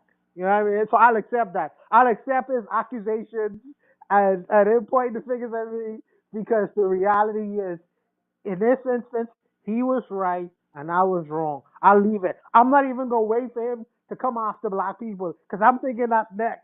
Yeah, that's next. Because it's nothing beyond what this gangster is about to do in the American society, even globally. So, like I say, man, I give it to him. He was right and I was wrong. I'll leave it, Koku. I'll leave it there. Let me respond to Buwana. Buwana, you my little brother. I love you. You know I had to mess with you, man. So I'm back. I had to call you Blacker, just like I told Cheryl. She don't know me, so she a little sister. So I had to call her. But now, Buwana and Cheryl is not like ADOS and FBA, and now they have a new group, FAA. They are not. But I'm not sure about FAA yet. But the other two, no, they are not like them. But me and Buwana, we gonna have these conversations, and I'm gonna still call him Black, and I'm gonna probably still call Cheryl Black. Don't necessarily mean they are, but hey, it is what it is. Now we just got to do what we gonna do to get through this. Black Steel is not on here, huh? So when I said about the Arabs, I was messing with Black Steel. He ain't on here, so I take that back because he ain't even on here. But but you know what? I'm enjoying. I'm gonna mute the mic. Hopefully I can come on my. Yeah. Can I just say something So, quickly? Oh, sorry. Cheryl and then Wardrobe. Okay. So with this Blagga thing, I think I kind of understand what it is now. And I think those kind of people, they understand that America is white first. I kind of said this in the chat. I put this in the chat. That they choose consciously to go to the white side. So when you're asking the question, where are they on the white tether question? To them, there's no such thing as a white tether because America is whiteness personified. So there can be no tethers. There's no such thing as a white tether to them. So, like I said in the chat, they're literally like the Samuel L. Jackson's character in Django. I always forget his name, but I think that is a perfect example of what Blaga is. So, I mean, to call anybody in this chat that might be a little extreme. I'll say that.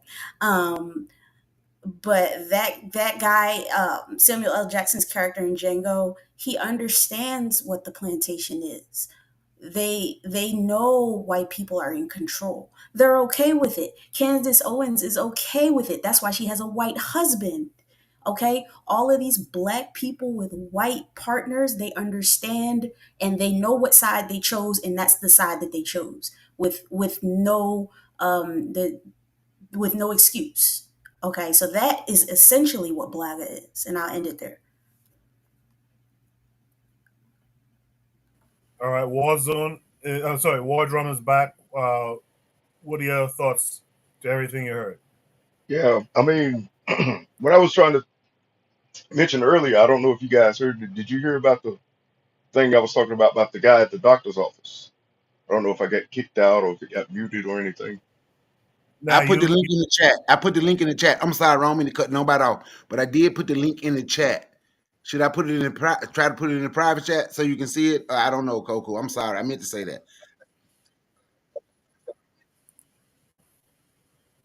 No, I have it up on the screen now. I got it from the from out there. I can play it if War Drum wants me to. My computer is freezing up and doing all kind of stuff. So if War Drum wants me to play it, I'll play it now. It looks like War Drum fell off again. So just to be clear, Wardrum, it's no one's kicking you off. It's something I don't know what it is with your connection, but it's not me. But I'll play this. The caption says, "Denied him service because he's black," and said it out loud. I'm telling you guys, you need to protect yourselves. This is going to get bad. So I'll play the audio. What do you tell whoever you want? It doesn't matter.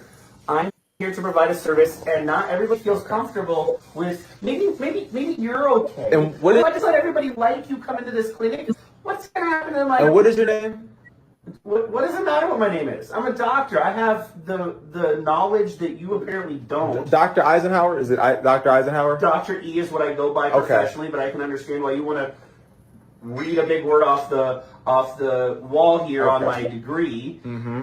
You know what that is, right? That's a lot of time and effort put in. Don't insult my intelligence, first of all. Okay, right. You sound ridiculous. I came in here for my allergies. All I wanted was allergy medication. I'm being denied even being seen. The lady told me up front. She told me up front. She said, "Hey, sorry, we won't be able to take you. This sounds crazy." And I kept asking her. I got no response. So I need to come talk to you.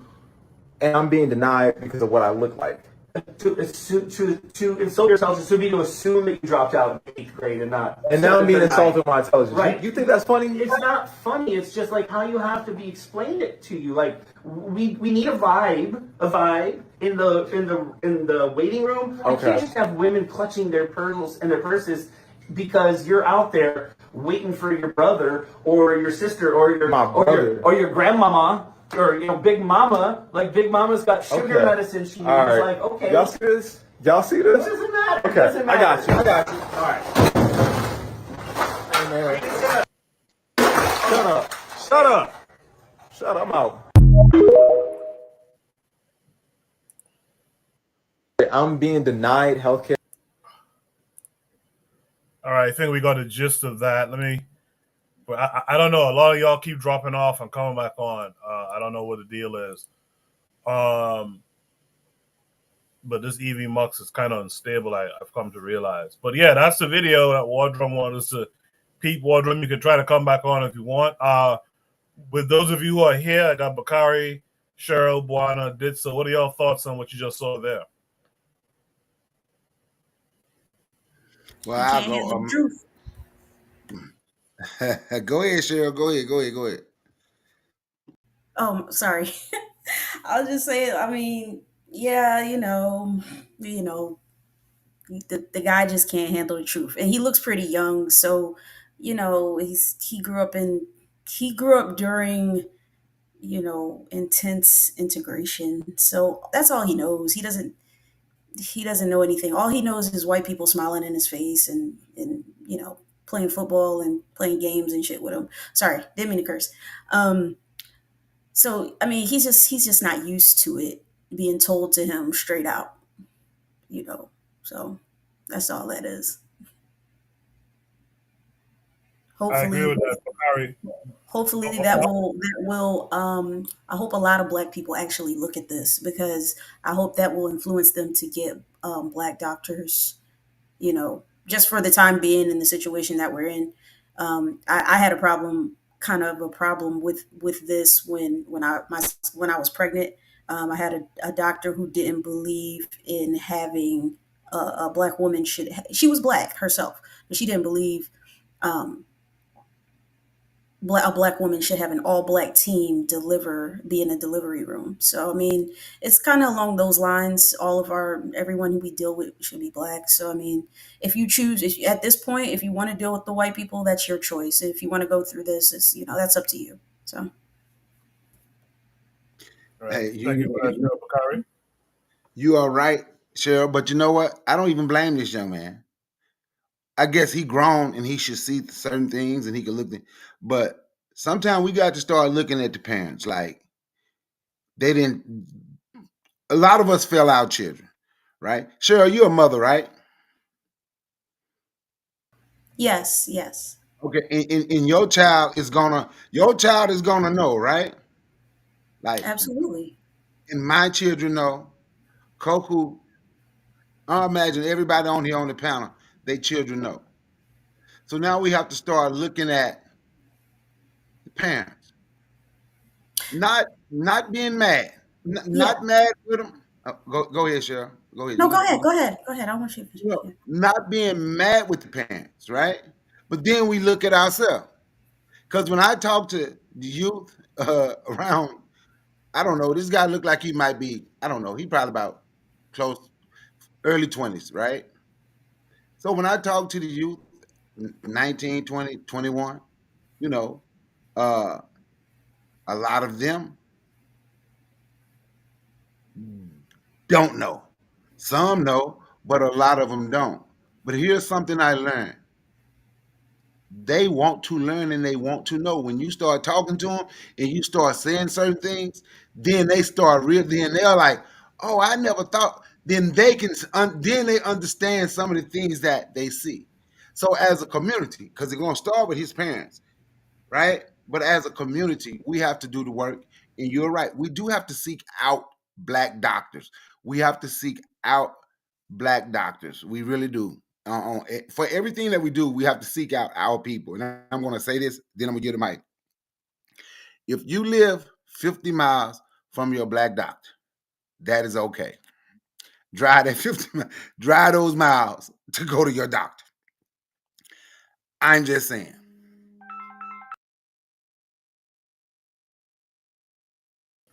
All right. All right. Thank you for that, Brother Bakari. If there's no last thoughts on this prompt that we just took, should be topic number 2. Let's go to should be topic number 3 tonight. It seems like you guys are having some connectivity issues. I don't know why that is. I'm going to reach out to Evie Mux, but in the meantime, for you guys uh, who are often on panels and stuff like that on YouTube, not StreamYard, but if you guys come across or have come across another streaming software that works well, you don't have no problems getting on, please forward that information to me. Let me check them out as well. Shooter Breeze topic number 3 says, is Dr. Sebi becoming mainstream? What do you think of his advice? This is a thread. This is going to take us to X. Let me share my screen. Let me make sure you guys can see it. Absolutely. So on X, this is from Manu Sisti. I don't know who that is. He says, meet Dr. Sebi. Looks like a white guy. He says, meet Dr. Sebi. At 30, he had diabetes. By 40, he healed himself with herbs. By 50, he treated celebrities like Michael Jackson. Here are 8 hacks that heal thousands when doctors couldn't, and how you can use them. A thread. So this comes with a warning thing from from them people. Let me see if I could get through it.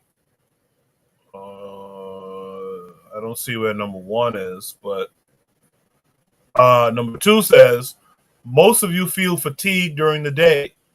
Dr. Sebi guarantees higher energy levels if you consume these 4 natural foods. You better add them to your diet. So this has a video. I'll play it. Turnips, carrots, beets, but these things are hybrid. Whether you cook them or you eat them raw, you're not going to get any benefit from them because they're hybrid. But if you take something natural, like the teosinte, you cook it, you get energy. If you don't cook it, you get energy. Why? Because anything that's natural has energy and you cannot kill energy. It's displaced from one state to another. Turnips, carrots, beets, but these things are hybrid. So number 3 says, they made you believe that losing weight is hard. Dr. Sebi proved the opposite. He used to weigh around 290 pounds. Now he weighs around 120.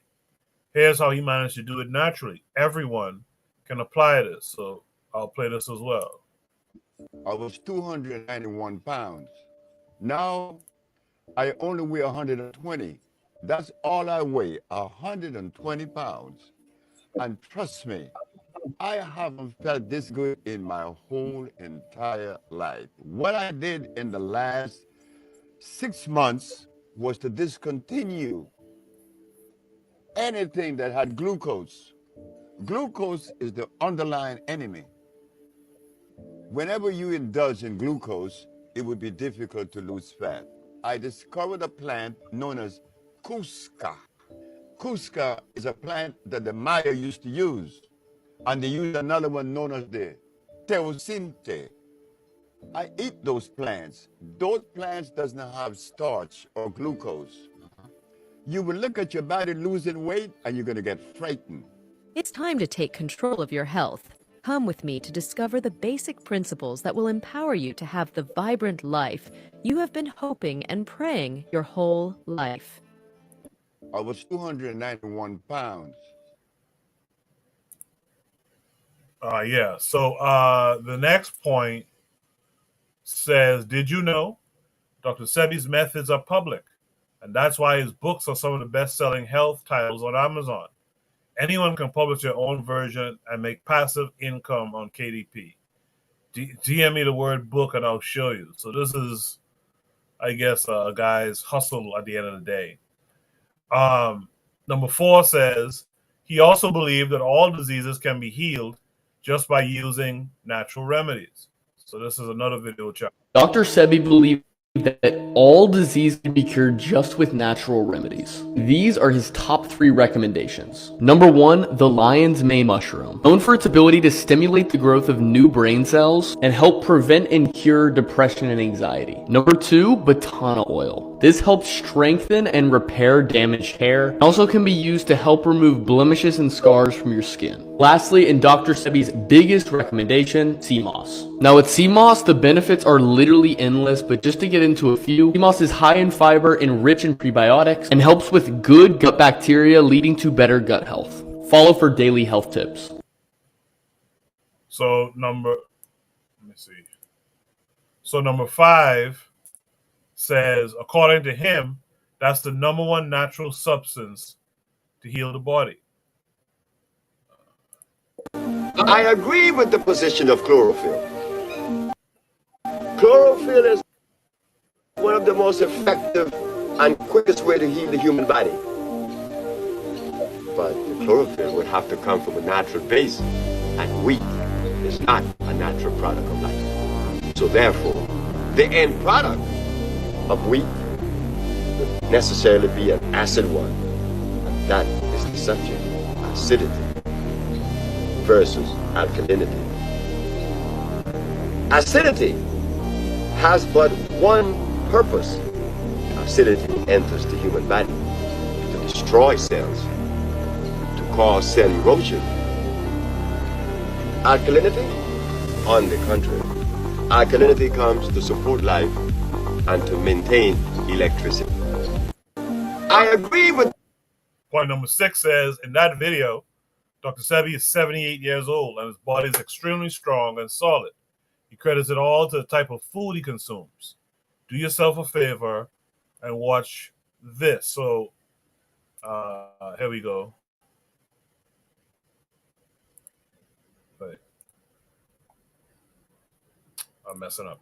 I'm gonna give you something really fast. When I wake up in the morning, in order for me to maintain my knees in good shape, I could fall on my knees. When I was 30, I couldn't do that. At 78, I could do it because I drink that sea moss. Mug of sea moss in the morning and 2 glasses of water. It'll straighten your bones. It'll straighten your nerve. So in the morning when you wake up, don't think of those eggs, but that's gonna hurt you. So you would think at 78, I should be sicker than when I was at 30, right? I couldn't fall on my knees. I fall on my knees on concrete. I don't feel the pain. But people who use chelated calcium, coral calcium, tell them to do that. They leave their knees on the floor. I'm gonna give you something really fast. When I wake up in the morning, in order for me to maintain my knees in good shape, I could fall on my knees. When I was 30, I couldn't do that. At 78, I could do it because I drink that sea moss. Mug of sea moss in the morning and 2 glasses of water. It'll straighten your bones. It'll straighten your nerve. So in the morning when you wake up, don't think of those eggs, but that's gonna hurt you. So you would think that at 78, I should be sicker than when I was at 30, right? I couldn't fall on my knees. I fall on my knees on concrete. I don't feel the pain. But people who uses chelated calcium, coral calcium, tell them to do that. They leave their knees on the floor. I'm I'm going to give you some. So number 7 says stevia, maple syrup, coconut sugar. Dr. Sebi suggests only one natural sweetener. Everyone knows about it, but no one uses it. Agave may have a very bad reputation by many. Agave is not a hybrid. Agave is a cactus that comes from the desert. I remember reading on the agave label that it was the only glucose-free. It's not like sugar, which has glycerinic acid. Agave coming from a natural source cannot have glycerinic acid. That only comes from cane. Agave may have a very bad reputation by many. Agave is not a hybrid. Agave is a cactus that comes from the desert. I remember reading on the agave label that it was the only glucose-free, not like sugar, which has glycerinic acid. Agave coming from a natural source cannot have glycerinic acid. That only comes from cane. Agave may have. Number 8 says, here are 13 foods that, according to Dr. Sebi, will detoxify your body. Sea moss, bladderwrack, burdock root, dandelion root, ginger, soursop, and nopal, which is the prickly pear cactus. Hold on. There's more. Cucumbers, key limes, chickpeas, kale, avocados, and figs. So these are the 13 foods, according to Dr. Sebi, which will detoxify your body. And that's an image of them. Then the guy says, thank you for reading this until the end, which I'm sure he's going to sell you something at the end. But I'll keep this up here. 13 foods, according to Dr. Sebi, that will detoxify your body. I'll read them again. Sea moss, bladderwrack, burdock root, dandelion root. By the way, if you're trying to get off of coffee,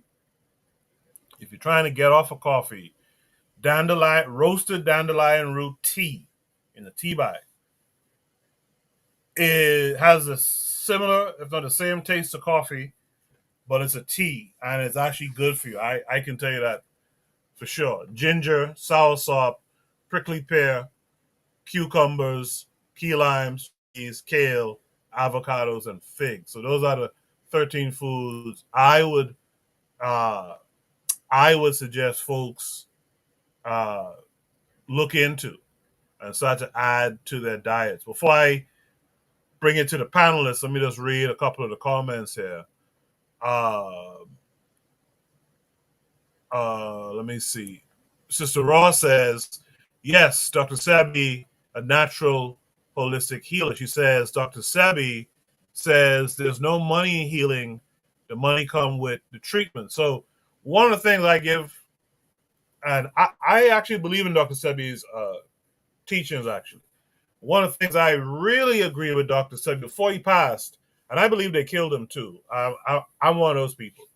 But one of the things he said on the Rock Newman show, and it always stuck with me.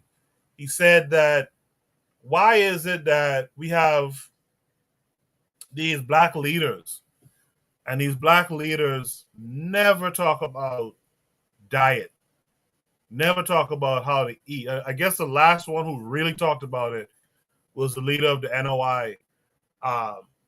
But you don't really hear people talking about it, and it's super important. The Rastafarians talk about it. I guess NOI within that community, they probably talk about it. But in general, there's no black leadership who's talking about we need to push for, say, Pan-Africanism. We need to push for power. We need to push for state seizure, etc. But no one talks about you need the fuel to do those things. You need your mind right to do those things. You have to eat a certain way to get that done. So I always respected them for that. Let me just continue with the comments before I throw it to the panel. Trig-Ivy262 Plus says, I always get confused about the discourse surrounding Dr. Sebi because it seems like black people become medical professionals all of a sudden when they talk about him.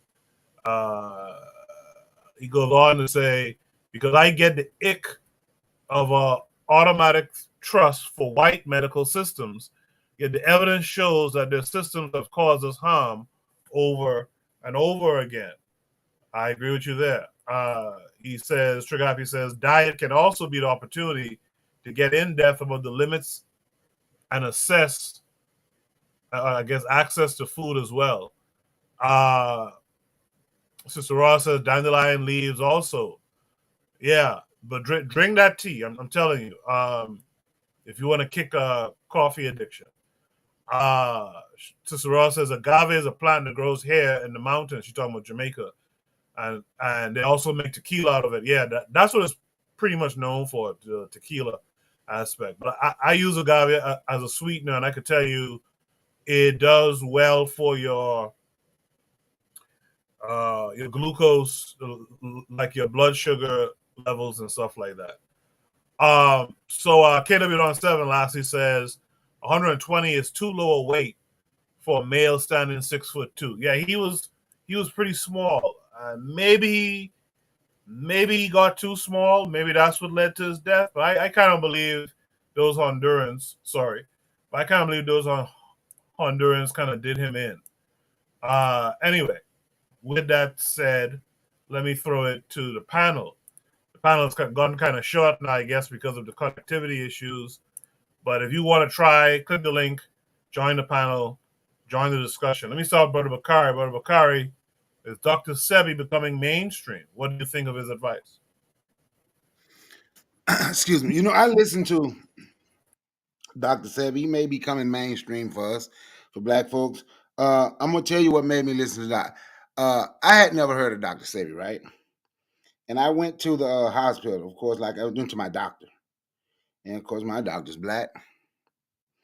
And as we sitting in there, they said because I'm going to be honest, I had got really big. Now, I think 120 is small too, 6'2". I think that's kind of sickly. That's me personally. But anyway, I had gotten really fat for my height.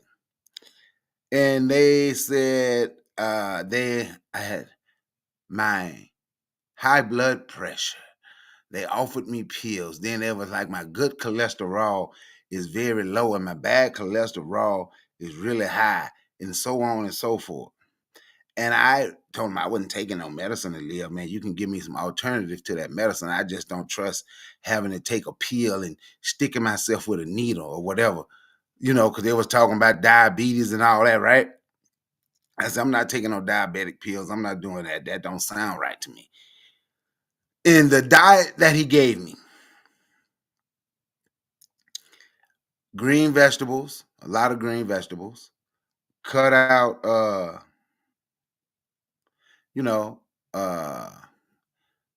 fried foods, no pork, right? So years later, and he told me, let me go, in at least 30 minutes exercise a day, right? I went back to him in 3 months. I followed his diet, what he said, and my blood pressure was normal. Everything was right again. So I'll say a few years later, I ran across a Dr. Sebi video, right? And what he said for diabetes was the exact same thing that my doctors had told me earlier. But the one thing I do know, when Dr. Sebi say there's a cure for diabetes, in the medical world, they would never say it's a cure. What they call it is, they will say your diabetes is in remission. And they have something that's called a permanent remission, which basically a cure, saying it won't come back.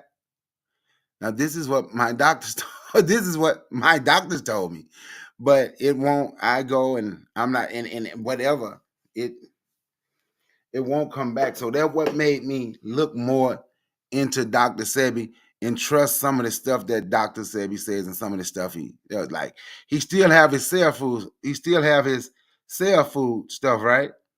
Cell food store. Now, the one thing, and I don't know, I think Dr. Sebi was on to something when he say he cured AIDS and he went to court for it in Detroit to prove it. I think they were in Michigan. And what he gave to people 30 days later, it wasn't there. 60 days later, it didn't show up. HIV didn't show up. But later on, those same people, the HIV came back. And they were somewhat showing that they were still on the Dr. Sebi diet, right? So, if you go to his cell food stores whatever, they can't say they cured AIDS anymore, HIV or whatever, because that came back. But the reason I say he was onto something, it was a doctor in Mississippi that years later cured AIDS in little babies. So I think Dr. Sebi was on to something. He may have not had the complete cure yet, but can't nobody tell me if he know enough. Now, this is me in my conspiracy, right? And I don't normally discuss conspiracies out loud, but can't nobody tell me that if he knew enough to have HIV leave where it don't show up for 30 days, 60 days, right, that he wasn't on to something. So they can't make me believe whatever it was he was doing. They took that and want to use it and implement into what they want to do. And then years later, someone can say they cured AIDS in babies. I think that doctor was in Jackson, Mississippi, I think. So, yes, I rock with Dr. Sebi. Yeah, I agree with you, Bakari. I've heard people recently kind of try to clown him on it. See, the thing with guys like Sebi and him, I've said this before on Shoot the Breeze too, years ago, that those guys like Sebi who aren't trained guys, but they do their research and stuff like that. They speak in ways. It reminds me like of my grandparents. My grandparents are from a little settlement in an island called Eleuthera. The way they would speak about certain things, it's not the most sophisticated, but if you break it down, it makes sense. So Sebi would say, well, like the underlying cause of most disease is inflammation and mucus. But if you go and you check what the white establishment, the medical doctors are talking about, they'll tell you inflammation is huge, is a huge underlying problem in sickness. So he wasn't wrong what he was saying. It's just how he said it. One of the things he mentioned about like the HIV stuff, he said, you know, like if you people who are sick on the AIDS ward and stuff like that, one of the things you'll notice is that they keep expelling mucus. And eventually, if you peep the records, what kills them is like pneumonia and stuff like that, which is a buildup of mucus in the lungs and whatnot. So he's not wrong in what he's saying. He just says it in a way that I think a lot of people don't quite pick up on what he's saying, on what he's trying to tell you. You know? Don't understand. You know, I actually know a lady whose daughter used she had breast cancer and her daughter had a type of cancer. She didn't use Dr. Sebi. Her daughter she implemented Dr. Sebi with what the doctors gave her, and she beat cancer. Both of them actually beat cancer, but she said her daughter implemented Dr. Sebi's diet and what he said was good for it with what they were doing. So, you know, and here's the thing. I'm gonna tell you, see, this is what I thought about, right? Because I didn't tell you what the doctor told me when I told him to give me an alternative, right? You know what the doctor told me? This is what my black doctor told me. You know what he told me? At that time, he said he had his own practice for 20 years. I was the first patient he ever had that asked for an alternative. He said, normally you tell patients, well, they gonna need this, this, and this. They just go get it. So when I asked for the alternative, he said he was glad that I asked for the alternative, and he was glad to give me an alternative to the medication, something that I can try. But he said I was his only patient since he had in 20 years of having his own practice that someone asked for an alternative. Now, let me ask you, what do you think it was, Koku? Because like Dr. Sebi was like 86 when he died, right? Yeah, 83 or something like that. Yeah, like now I do think our people back in the day had their own gardens and stuff, and they did eat more. But like my grandmama don't nobody know how old she was. We believe she was at least 100 when she died. She didn't know how old she was. I believe she didn't know how old she was when she died, right? But we think she was at least 100. She died in 96. So do you think the people back then was able to live longer because even though they ate stuff that we shouldn't eat, like pig foots and stuff, and Lord knows that pork was good when I ate it. But do you also think it was because they would grow some of that, like a lot of stuff they had, like the chickens, the eggs, everything it came from the yard. You understand what I'm saying? A lot of Absolutely. the vegetables did not come out of a store. It came from the yard. Do you think that has something to do with the reason our folks was living? Absolutely. Absolutely. Like I mentioned my grandparents, right? These are people who, in fact, there was a time, being from the Bahamas, there was a time all them old folks used to push what we call bush medicine. All them folks used to push bush medicine. Yeah, you ate the pork and all that kind of stuff, but for example, like my grandmother was a farmer. Before school start, right? When we were in school, before school started, we had to take a purge. We had to drink Cersei and stuff like that and take a purge and get all out the toxins from the stuff that we was eating during the summer and whatnot before we go back to school, because they understood you have to purge the toxins out of you. If you're gonna go learn, you have to purge that stuff out of you, man.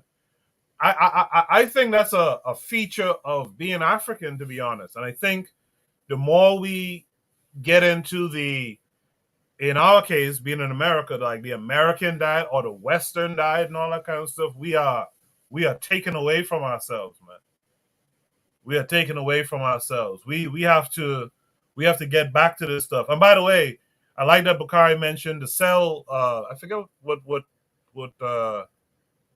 Sebi them call it. The cell food. The cell food stuff. If you go to their website, a lot of stuff that he's talking about here, the sea moss, the bladderwrack, the burdock root, a lot of that is actually in those pills that he sells. And I'm telling you, I myself took some of those pills for about a year, a solid year, and I followed the diet, and every ailment that I had was gone, absolutely gone. So we got to start understanding when these older folks talk, they speak a different way. And as a matter of fact, I want to highlight a comment here from Raw.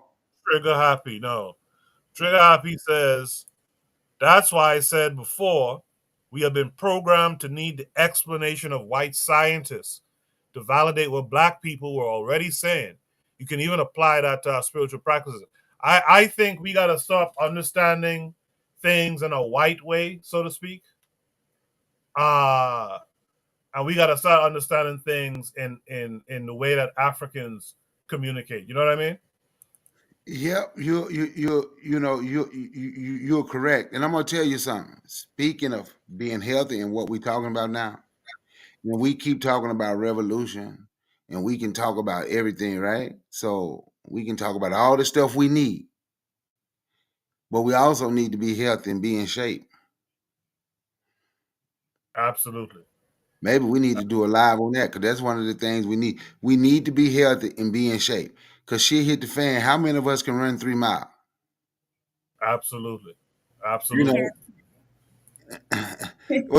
Cheryl, you can? I run about 15 miles a week. That is great. You know what? Wonderful. I'm gonna be honest with you. I got lazy. I used to do about I used to do 27 to 30 miles a week. But I ran 7 days a week. I ran then with lift weights. I walk now. I have to have the left side. I have to take this bullet out of me so I can get back to running. I got a bullet in me. I got to take that out. So it's starting to hurt. Damn, Bacardi, you about that life for real, for real. All right, thanks. It hurt when it started to hurt. Now, as I get older, I can feel it moving, and every time it moves, it hurts. With that said, let's hear from Cheryl on this topic. Is Dr. Sebi becoming mainstream? I find it funny when like people like because okay, Dr. Sebi, he may not have had like all the answers, but I don't think he was trying to have all the answers. He was just trying to provide better solutions, for what people what people are going through. And I know in America, I watched this documentary about how it's like something like 1/5 or 1/4 of the population in America has some type of parasite inside of them.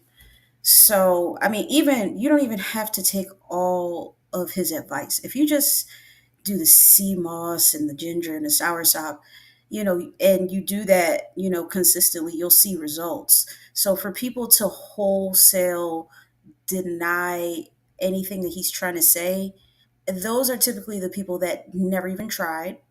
Um, More than likely, they have some type of parasite in them. I know it's very common in America. Some type of parasite when you see the people, and it's no disrespect or anything, but when you see the people with the oversized stomachs, but otherwise their bodies look normal, they look healthy, but their stomachs are oversized. That's because they have some type of fecal matter buildup, or they have some type of parasite inside of them. And I'm not no expert myself, but I mean, to me that makes sense, because you don't really see people that look like that in other countries, like a whole bunch of people like that look like that. So I think even if you're skeptical, or maybe even if you haven't done the things that he said to do, and you find yourself living longer than he did, or something like that, um, it's still worth trying, because they're always coming up with new and innovative ways to try to do certain things to our food. And there's more, how do you say, when they change the food and they take out the seeds, the genetic modification, they didn't have so much of that back in the day. That's something like that sprung up, like when my grandma died when she was 89, and she was a smoker. I know if she didn't smoke, she probably would have lived till she was like 100 something. So I understand that some people, may not, they didn't follow his diet, and they still live long, but we have a whole new set of issues in 2025.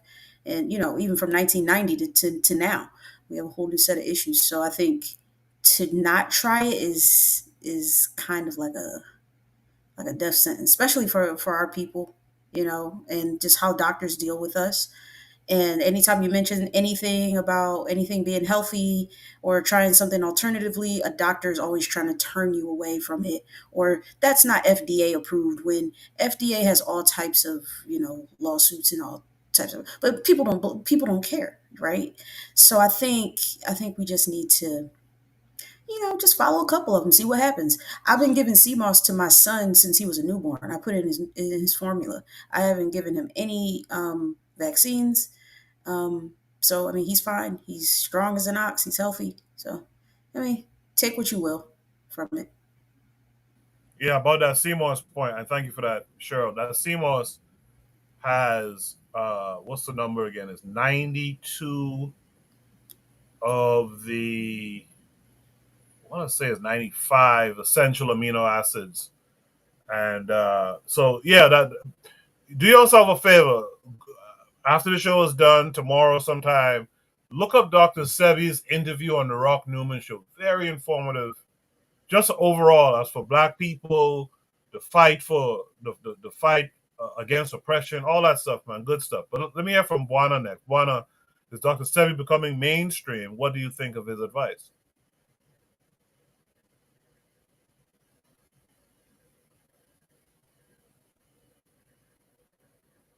Is Buana on a delay or something, or is your mic muted?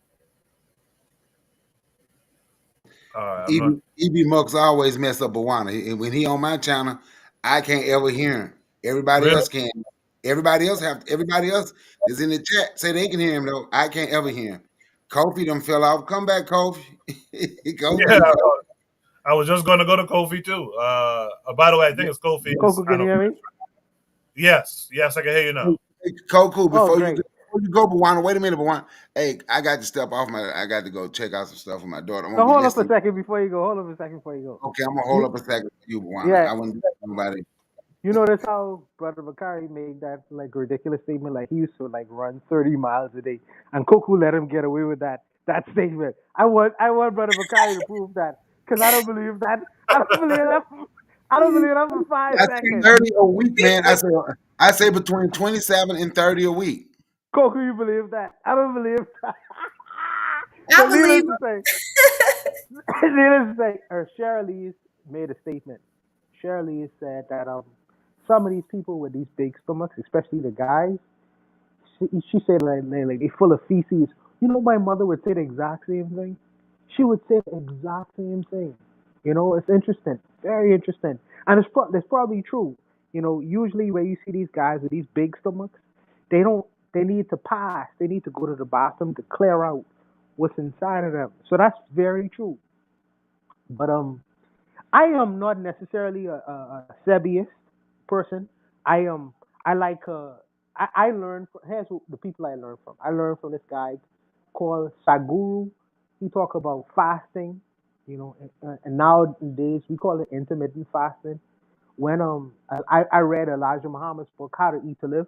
How to Eat to Live. He talks about fasting and things of that nature too.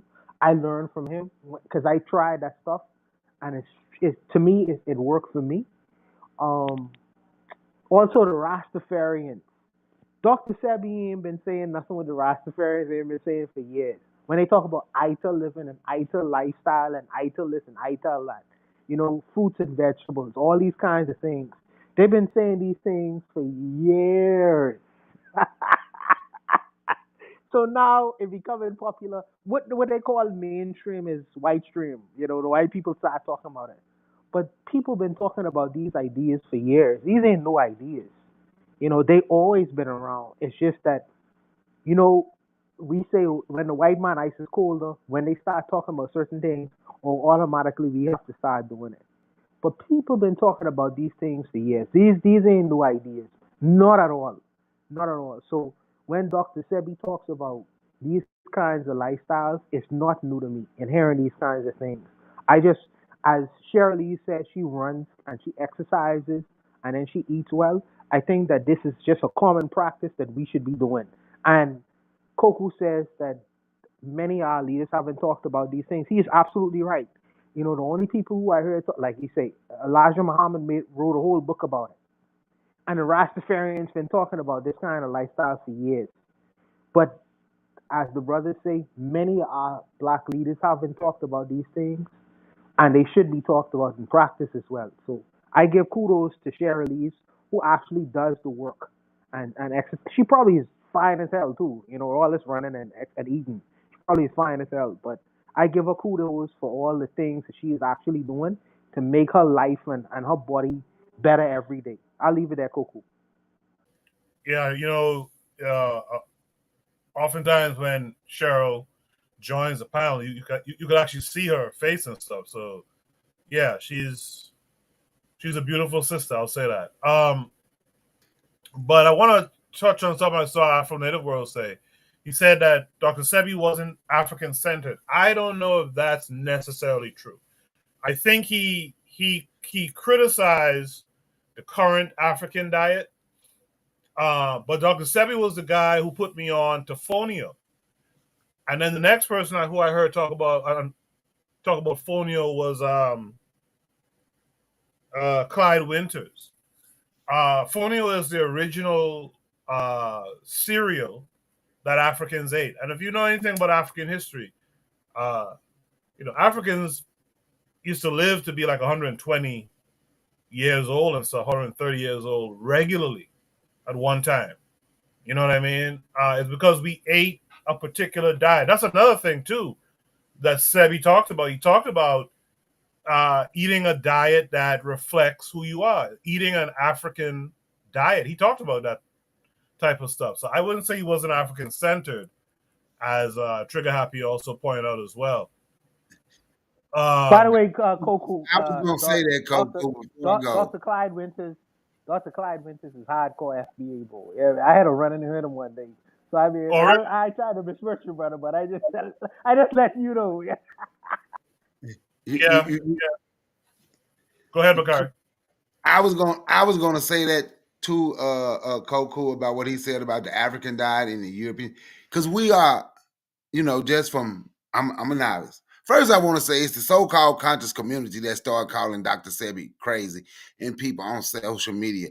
People like the dude named Unc, and I don't like to call people names, but I want folks who were saying calling them crazy. But anyway, on this European diet, like eating all the pig and the pig guts. Now I ain't gonna lie, that pig and them pig foots and them pig lips, them chitlins, they were good. Pig lips. And they That's were good. wild. Hog moss. Tell them about the hog moss. The Yeah, what? the chitlins and the hog mouths, it was good now. Oh. But that's not our diet. It wasn't good for us. Hey, but it was good though. And we ate too much of it all the time. Pork, pork, pork, pork. And I ain't knocking on nobody for eating pork. But Yeah. like me, when I got sick, man, I I think I ate pork for breakfast, pork for lunch, pork. It was now I only eat chicken, but I'm there. I was eating too much, but that is the diet that we have. But we did what we had to do to survive. And when I talk about older people, in all honesty, then I do really do have to go. But think about this: what type of work were they doing? They would go. They had to go be in those fields all day in that heat, and whatever they ate, they sweating out them anyway because of the way they ate. So they lived a little longer. They probably could have been healthier. And the things that Raw talk about is what one of my brothers talk about. Stop going to these stores, get you a seed and put it in the ground. So that's what I have to do. So if you don't have the ground to put the seeds in, you can grow you some vegetables in certain vegetables in them 5-gallon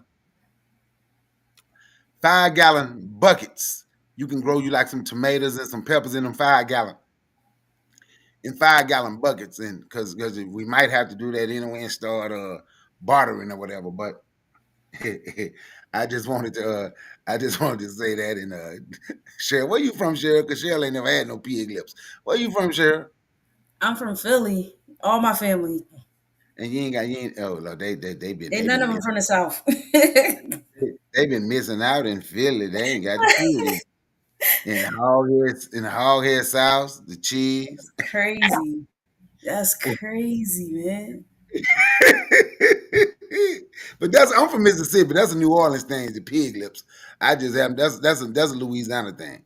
But they I'll were do the good. alligator. That alligator is, oh my God, from Louisiana. I'm gonna tell you right now, I do really have to go. I'm gonna tell you, if you're gonna eat some meat for real, if you got an opportunity where you can get you some venison, deer. I'm just gonna call it what it is. They call it venison in the store. Because they got stores up there in Philly where you can buy wildlife. Yeah, yeah. Yeah, I'm telling you, they got them in New York too. I'm telling you, if you can get you some venison, it'll way beat buying that cow out of the grocery store. I'm just saying, if you got to eat some red meat.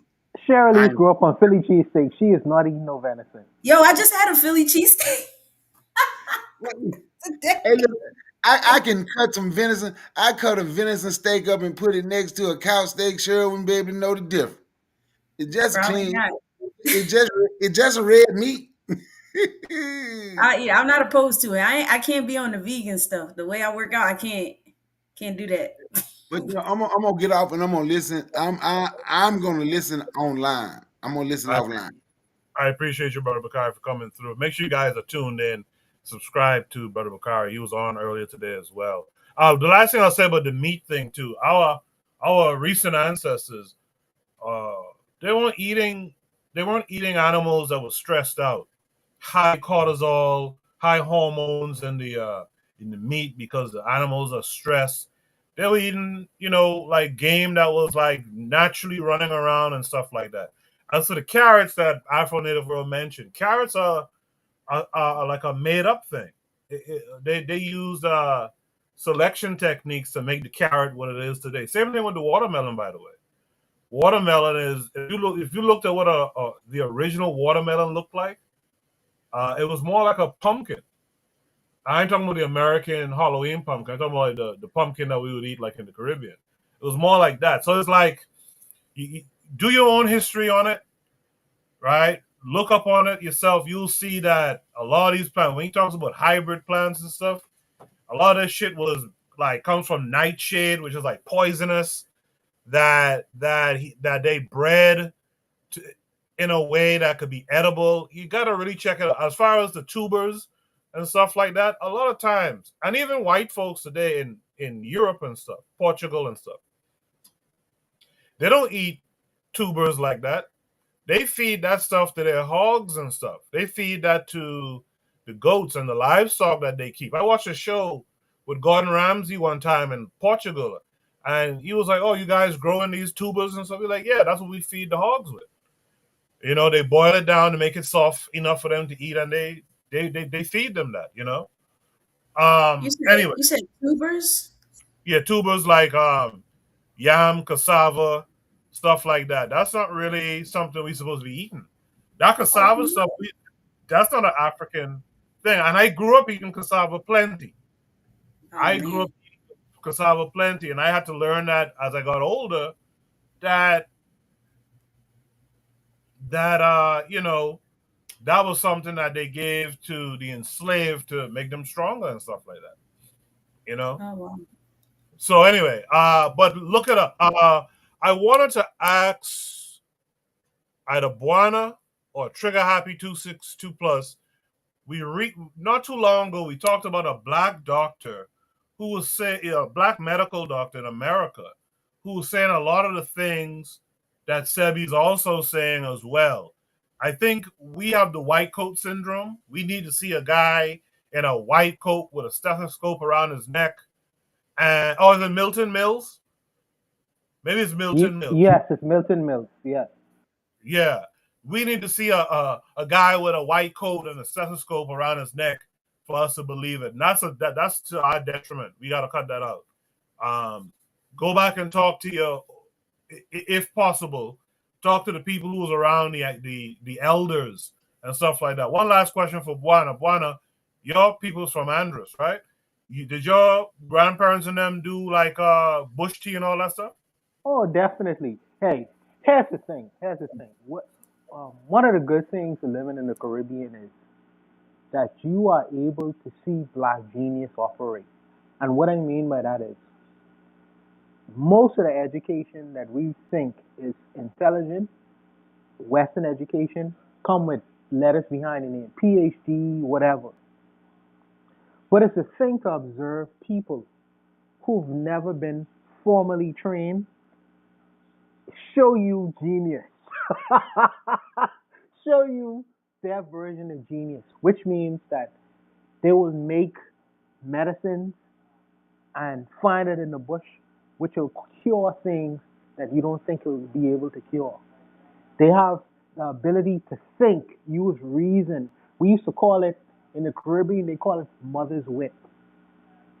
Some people have an innate ability to just genius for different kinds of things, whether it's in electronics, whether it's in building things, whether it's just in making things. And you will ask, we show clips of Africans in the deepest part of the Congo able to construct cars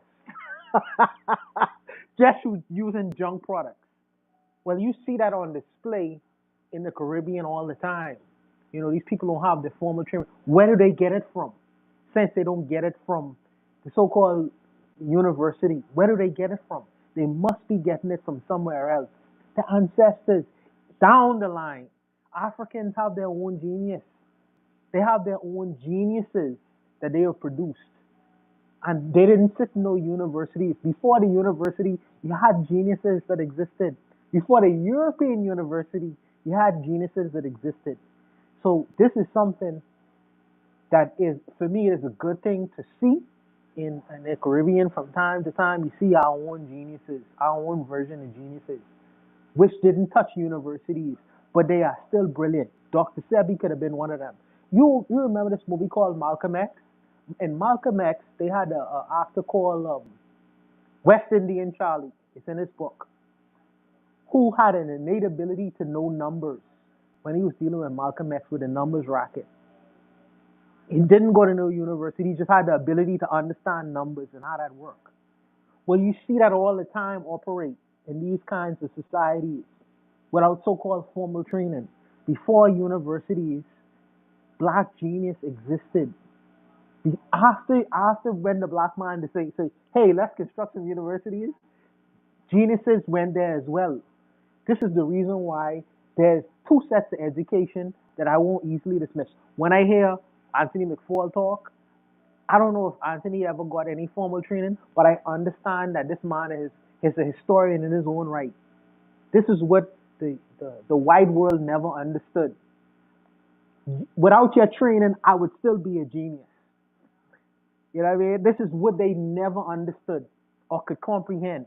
They only think that without our light, if we didn't have your light, we would still be intelligent and smart and be able to govern the world. So this is the brilliance. This is something that I understand and I appreciate, and I able to benefit off of both worlds and exist in both worlds. I can live in the so-called white world, but I could understand that in the black world, we have our own geniuses that exist. And to dismiss them, it'll be to your own detriment, because people will take advantage of you. You think they stupid because they don't formalize the I and the T and speak with the English brogan accent like you do. You will get taken advantage of, brother. You get taken advantage of. You know, so I think that this is what the white world dismisses, and they're gonna, this is their biggest Achilles heel in my world, the world that I exist in. But that's all I want to say, Kofi. I see Kofi's here. No, Kofi, keep dropping off. But to your point, before I go on to shoot topic number 4, to your point, I was teaching my son and them the other day about guesstimation. And I read a paper on this podcast before where the white scientists were so surprised at how well Africans can guesstimate. And it comes from our sense of community that we used to have. We used to have a sense of community where if some catastrophe happened in the village and we had to flee the village, we knew how to look at the number of people who were fleeing the catastrophe and be like, okay, that's all of our people. We could look at a group of people and say, yeah, that's about 70 of us. There were 70 of us in the thing. And white folks have written papers back in the day of their surprise, how they couldn't do it. They couldn't look at a pile of rocks and figure out how much rocks were there, whereas the Africans could look at a pile of stones and come extremely close, sometimes not even missing how many rocks were in the pile. So that's something that because in their world purview, Coco, if they can't do it, it can't be done. Imagine that's such arrogance. Even looking at the pyramids and them not understanding how that was built, in their worldview, if they can't approximate it, if they can't guesstimate it, no other race of people can. That is supreme. That's what you call white supremacy. But it's extremely arrogant and it's extremely ridiculous at the same time. But I'll leave it, Coco. I don't want to bombard the panel. Go ahead, brothers. Yeah, let me see if Kofi can tap in now. Kofi, are you there? Yeah, I can hear you now. I had difficulty. Can you hear me? Yes, sir. Thanks for coming through. How are you this week? On a different coast. Celebrating my anniversary right now. So yeah, I'm in Vegas. So so I thought I missed the Congrats, show. man. Don't spend all your money. Congrats. Yeah. So I thought, no, I'm not a gambling man. And you know what I'm saying? Only gamble on short things. So yeah. So I heard the thing about Sebi. I don't know if you guys saw on Sebi because I was in and out. One of the things that he said, one of the things he said that actually makes no sense whatsoever is saying that, well, if you have a hybrid plant has no nutritional value. That's just false. That's just totally false. All hybrid plants, which are vegetables, do have nutritional value. And then he says glucose is bad for you. That is another misnomer. And the sister on the panel will say, "Oh, but he what? He suggests drinking soursop and Irish moss. Soursop has sugar in it, which is glucose. It's just totally idiotic and hypocritical. You see what I'm saying? And then we have to get rid of this. I hate when black people say this. Oh, the white science is the white science. No such. You cannot racialize science. If someone has an experiment, right? You ask them, okay, how did you come up with these results? And you replicate it.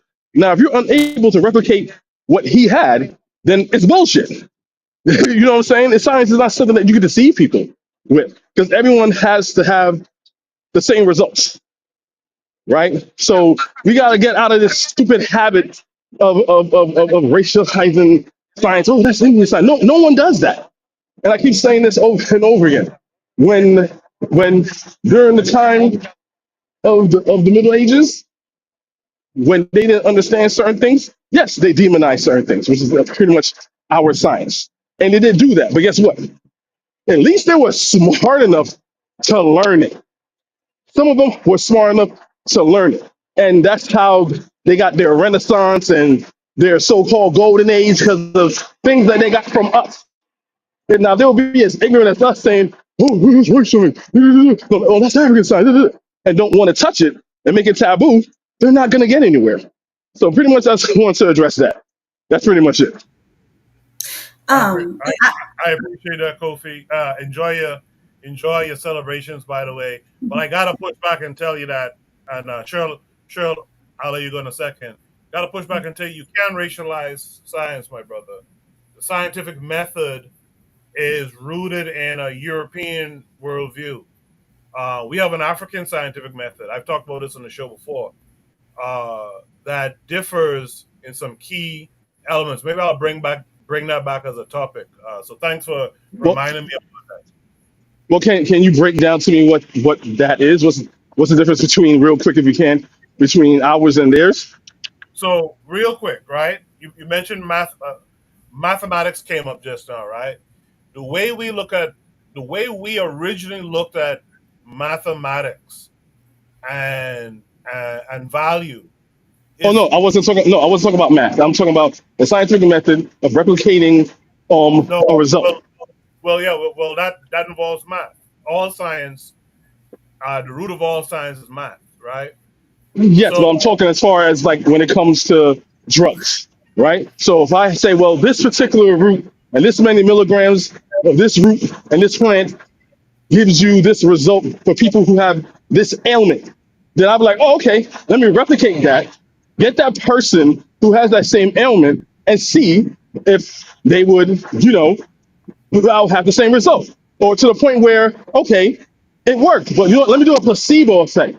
Let me get two people who have the same ailment. Let me give one sugar water and the other one the exact actual medicine and see what happens. Because sometimes the body could, through will and positive thinking, it could heal itself. So that's why they do the whole placebo. So I mean, when it comes to medicine, that's what I mean as far as like the scientific method. well, let me. And like I said, I'll bring it back as a topic personally. But let me give you a personal experience I had. I had done some blood work with a doctor, at my doctor's, and it was a time they had like a physician assistant who was an African guy, and I was sitting there waiting for him to read off these results and stuff. And he called me. He said, "Come and sit next to me, man. Let me show you something." And he showed me a particular measurement. I forgot what it is right now. He showed me a particular measurement. He said, "This is how they screw black folks up." He said, "This measurement here, they'll tell a black person that's an okay number." When in reality, right, when they dealing with white folks, they'll tell white folks that same number is a bad number. It has something to do with kidneys. It's a bad number. And a white person will get a kidney faster than a black person because of that number and where they put the baseline for black folks. Again, I'll bring a prompt that'll allow me to speak about it much further. But science is No, not. I get that. But that's But that's system. That's just systematic racism, lying about the science. The science itself is not a lie. If I say I have a bottle of water in my hand, if I say I have a bottle of water in my hand, if they, I don't have another person, don't say it's but You sound Okay, you, I you have sound a I have a really good example of go, how science can be racialized. go ahead, Chuck. So um so vitamin D, typically when black people go to the doctors, they're told that they're vitamin, I believe it's vitamin D deficient. You can correct me if I'm wrong, Koku. Um, but I'm not sure how many of you have had this, but every time I go to the hospital when I was younger, they told me, "Oh, she's vitamin D deficient." I've been athletic all my life. I've been healthy. I've never really had any like issues with health. But they would say, "Oh, she's vitamin D deficient. Make sure she takes these vitamin D pills and this, that, and the third." And I'm trying to figure out how I'm vitamin D deficient. And most people say, well, it's because you live in a part of the world that doesn't get that much sun.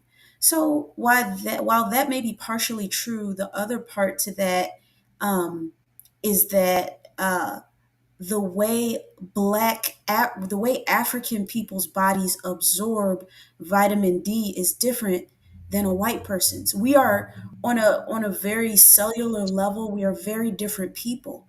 And I think it's important to keep that in mind. Um, our bodies absorb vitamin D directly into our cells with and so then when the white people, when you go to the hospital, white people take take a blood sample and they don't see any vitamin D in your bloodstream, is that's because it's not in your bloodstream, it's in your cells, and they don't test for that. So when they telling you that you're vitamin D deficient, no, not necessarily. You have to get a different type of test, but they never tell you that. So I think you really like we need to, we're different people, is what I'm trying to get at. So I think we need different solutions. And also the thing with the sour sop, all fruits have natural sugar, but you know how like when you look on the back of your juice bottle, let's say you got like a soda or something like that, or some type of fruit juice, and it says added sugar. That added sugar is what he's talking about. He's talking about complex sugars. He's not talking about natural sugar that naturally occurs. He didn't specify. He said glucose, which is the chemical compound for sugar in everything. If it's an adjective or it's he said sugar in general. That's why he doesn't know what he's talking about. Okay. So let's play devil's advocate. Let's say that he didn't know what he was talking about. Black people have nowhere to go but up, because we have extremely bad health as a whole in the United States. Okay, so when he's suggesting things like CMOS, maybe one thing doesn't work. Maybe he's not so up to date on one thing, but that doesn't mean discredit everything. So I think we need to really just not be in attack mode and kind of like actually hear what he's saying. If he's wrong, he's wrong. We're wrong. He's not going to be right about everything. So Well, I'm not saying that's what you're doing with the hero worship, but if the man says the compound of sugar is bad, there's no getting way out of it. He painted himself in a corner. Same thing when he said, he also mentioned something about mucus is bad for the body. I mentioned this before. Your cells have a mucus membrane. Mucus is natural to your body. Too much of it is bad for you when you have an infection and things like that. But he said, full stop, I'll get the video, mucus is bad for your body. That's why certain things with Sebi I listen to and other things I don't listen to. But I'm not going to justify him saying something that's just obviously wrong. And what you guys are saying is people lying about the science, not that the scientific result had a result that was racist. You know what I'm saying? They're trying to racialize science. And I'll give you a real quick example and I'll pass the mic. When Sheikh Anta Diop, he was talking about, the oldest fossil, the first human being is lucid, right? First hominid is in Africa, right? They had a bunch of white boys that did not like that. And they got say, well, we found something in Europe that's older than Lucy. And it's like, oh, really? Here's where the scientific method comes in. Send us the bones so we could do a DNA data analysis to date these bones. They kept fronting. Eventually, they got those bones, and this white boy got it was something from the 16th century and some animal bones all mixed up together. There's no such thing as racial science when it comes to scientific data. If you don't like the results, you replicate their scientific method to get it to see if they're lying or not. That's all I'm saying. But yes, I do believe there is such thing as scientific racism, apartheid, medical systems. I'm not denying that. But the racializer saying that the scientific result or the scientific method is bad, that's very dangerous.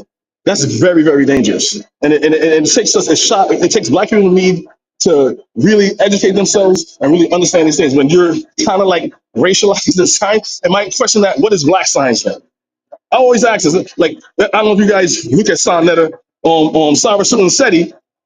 He was against Amara Squad, a bunch of Africans using the scientific method just because Seti couldn't understand it. This nigga said, that's the white man's science. And we all started laughing because that's ridiculous. That's not how science works. But I'll use the mic. I want to speak to that briefly. Because in a right world, in a right thinking world, where science is not politicized, I would understand the things Kofi is saying. Because devoid of the politicization of politics or science, he would be absolutely right.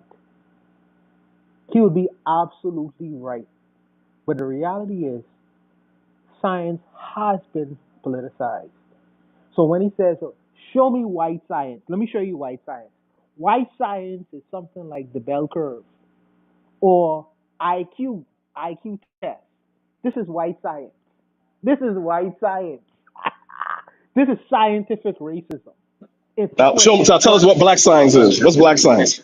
If there's an up, black there's a down, there's a left, there's a right. Yeah, so black science is comedic yoga or some shit like that. Not comedic yoga. What is comedic science? That's black science. Comedic science is black science. You are politicizing something that should not necessarily be politicized. You shouldn't do it in the right thinking world. But you can't dismiss the fact that it has been done. Race and quote unquote intelligence with Western science this is political. That's why you hear about the thing called the bell curve or IQ testing, IQ exams. Which do you know that this word called droptomania? That was a science back in the day. Yeah, drapetomania, where slaves So were so running away and it was it was yeah, a psychiatric and issue. right, so it was a medical psychiatric issue. Droptomania, the fact that slaves run away. This is when science is racialized and is politicized.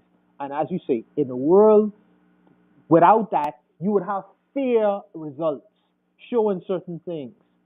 But the reality is, and there's a good debate on this because you mentioned Sanera when Ankh debated with Sekou. Sekou, it's a good debate on that with science and things of that nature. It's a good debate on that. But I would just say that there is an idea of scientific racism, Western science, and the sciences of other parts of the world. And with this view of this blanket science is just science, I absolutely agree with that. But that is not how the world works. I'm sorry, bro. That's not how the world works. But I do understand where you're coming from in that analogy. Is science should be science. Unfortunately, science has been politicized. I want to fit in one last because Kofi's in and out. So Kofi, I'll personally construct the prompt and we'll discuss it in another week or two. And if anyone else wants to post a prompt about it, go forward and do it. I see a lot of y'all are pointing out different folks who have talked about it. But I want to fit in one last prompt here, if you guys don't mind, on the panel. And that should be topic number 4. This should be quick. I want you guys in the chat to be responsive to this one as well. Should be topic number 4. It says highlighting black authors. Name drop one book for kids and one for adults. This came with a link that takes us to Twitter. And someone named JP said, "Happy Black History Month. My first fiction book, Jawara's Journey, out now." And he gives the Amazon link. Inspired by the Basari rites of Senegal/Guinea and the musical traditions of Afro-Americans. All BHM, Black History Month profits to Altadena Fire Relief. Let's not forget them. Shout out Fox 5 San Diego. So I guess it's a piece that Fox 5 did. Let's check it out. You're watching the Fox 5 Morning News at 9. It's a foggy morning, 9:14, as we take a look at our Hilton San Diego Bayfront hotel camera. Well, he is taking young readers on an African adventure and helping others. Here to share more about his latest book, author J.P. Halsba. Good morning, and good to have you here today. Thank you. So tell me a little bit about this. It's called Jawara's Journey, your book. Yes. What made you want to write this? My dad used to read me a lot of African and African-American folklore as bedtime stories when I was a kid, and now 4 of my closest friends have sons, so I wanted to play a role in continuing that tradition. What are these stories about? When people open a book and they read your book, on the last page they close it, what do you want them to take away? It's a coming-of-age story based on a tradition from my ethnic group in Senegal and Guinea in West Africa. It's called the Basari manhood ritual. The elder men take the boys into the forest and they demonstrate all their life skills, and the youth become the elders, and the cycles continued for centuries. Well, have you seen this? I have seen it, yes. You have seen it, and you wanted to write it in a book. Into a children's story, yeah. As I'm going through, and I'm kind of thumbing through your book, which is very pretty, by the way, inside with the illustrations, there are a lot of African words in here. Why did you want to use these words in this? Yeah, I think it's very powerful, especially during Black History Month, to understand that Black history did not start with slavery.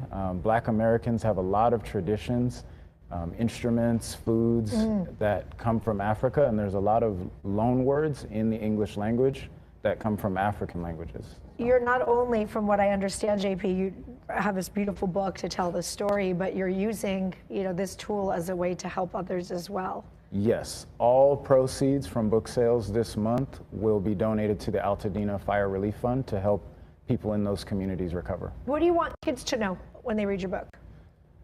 I want kids to know that there's something made specifically with them in mind that captures their traditions but puts those in a more modern context that they can. That cut off abruptly. I didn't expect that to cut there. But it's kind of smart what that brother's doing too. Let me see if he continues it down here. Yeah, he does. So let's check it out. Captures their traditions, but puts those in a more modern context that they can take lessons from in 2025. Yeah, something that they can relate to. Yes. So what's next for you? Going to do more? We are going to turn this into an animated series. Really? Yes. Have you started it already? We're in the preliminary stages using the art that I commissioned from Shania Gale Minor. It's beautiful. Well, we appreciate you stopping by to tell us all about it. If people want to get their hands on it and they want the book for themselves and the opportunity to also be able to help others, how can they do it? All my books are available on Amazon, and we'll be announcing some partnerships with local bookstores soon. Amazing. And to find out more about, it's called Jawara's Journey. If you'd like to pick it up, you can go to our website, foxeyesandiego.com, and click the Scene On tab. So lovely to meet you. Thank you for coming in. Thank you for having me. All right, we are going to take a short break, and we'll be right back. Kind of smart what he did. I peeped what he did. Hold on. I peeped what he did there by making it a thing where he donates. You're watching the Fox 5 Morning News at. By making a thing where he donates profits to the Altadena Fire. I'm sure that helped to get him on TV to talk about his book a bit more.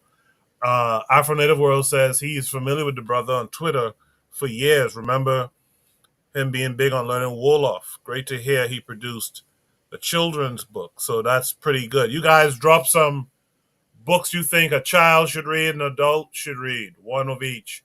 Uh, Anthony McPhail is out there in the chat. He says every day is a Sunday by Obafemi. Uh, I don't want to butcher the brother's name, but Obafemi Nine. I interviewed him. I interviewed him in his group before, a rap group. So yeah, make sure to check out his book. Check out his music as well. And then Anthony says Battle Plan by Dr. Baruti is another book to check out as well. So I'll throw it to my. Well, I guess I'm down to one panelist now. I'll throw it to Oh Alma. Alma, no. what book would you suggest for an adult and for a child? I guess. So for an adult, I guess it's the Yurugu by Marimba Ani. I'm sure everybody knows that one. And then for children, um, the Everyday is Sunday book. I have that for my son. That's interesting. But I have one. It's called. Don't laugh. It's called "Stay Away from Sneaky Snow Bunnies" by J Star, and it's on Amazon. Wow, that sounds like a Dr. Uma publication, but yeah, that sounds good. Yeah, so the book is just about like giving advice to on succumbing to temptation. It's they do it subliminally, but it's really cool. It's cute for kids. I can imagine it's actually a bunny that they're talking about in the book, but Yes, you indeed. know, we get it. We get it. Affirmative World says Jacob Carruthers on the restoration of an African worldview, finding our way through the desert by Dr. Kamar Rashid. So those are some good suggestions. I like to hear from Trigger Happy as well if he's still out there. Kingdom Beyond Seven, The Matron, etc. I know Bakari used to do book giveaways. He could probably suggest some as well. That'll be good. I'll put up one that I think is good for. In fact, I'll put up an author. Period. Who I think you guys should check out. And that's Oni Tase, man. Shout out to Oni. Make sure you guys are checking out his latest book, Wanglu Fu. I think it's the title. Check that out and check out some of his other works that he did as well. Buana is back. Buana, what book? One for children, one for adults. Would you suggest for our I, African family? good. I was going to say only. I was going to say, but you get this first. But I have to really think about the kids' books. But one of the books that I would suggest is Africanisms in American Culture by Joseph Holloway. And the reason why I would suggest them is because when the FBA say they had their own ethnogenesis, they just sprouted out of nowhere.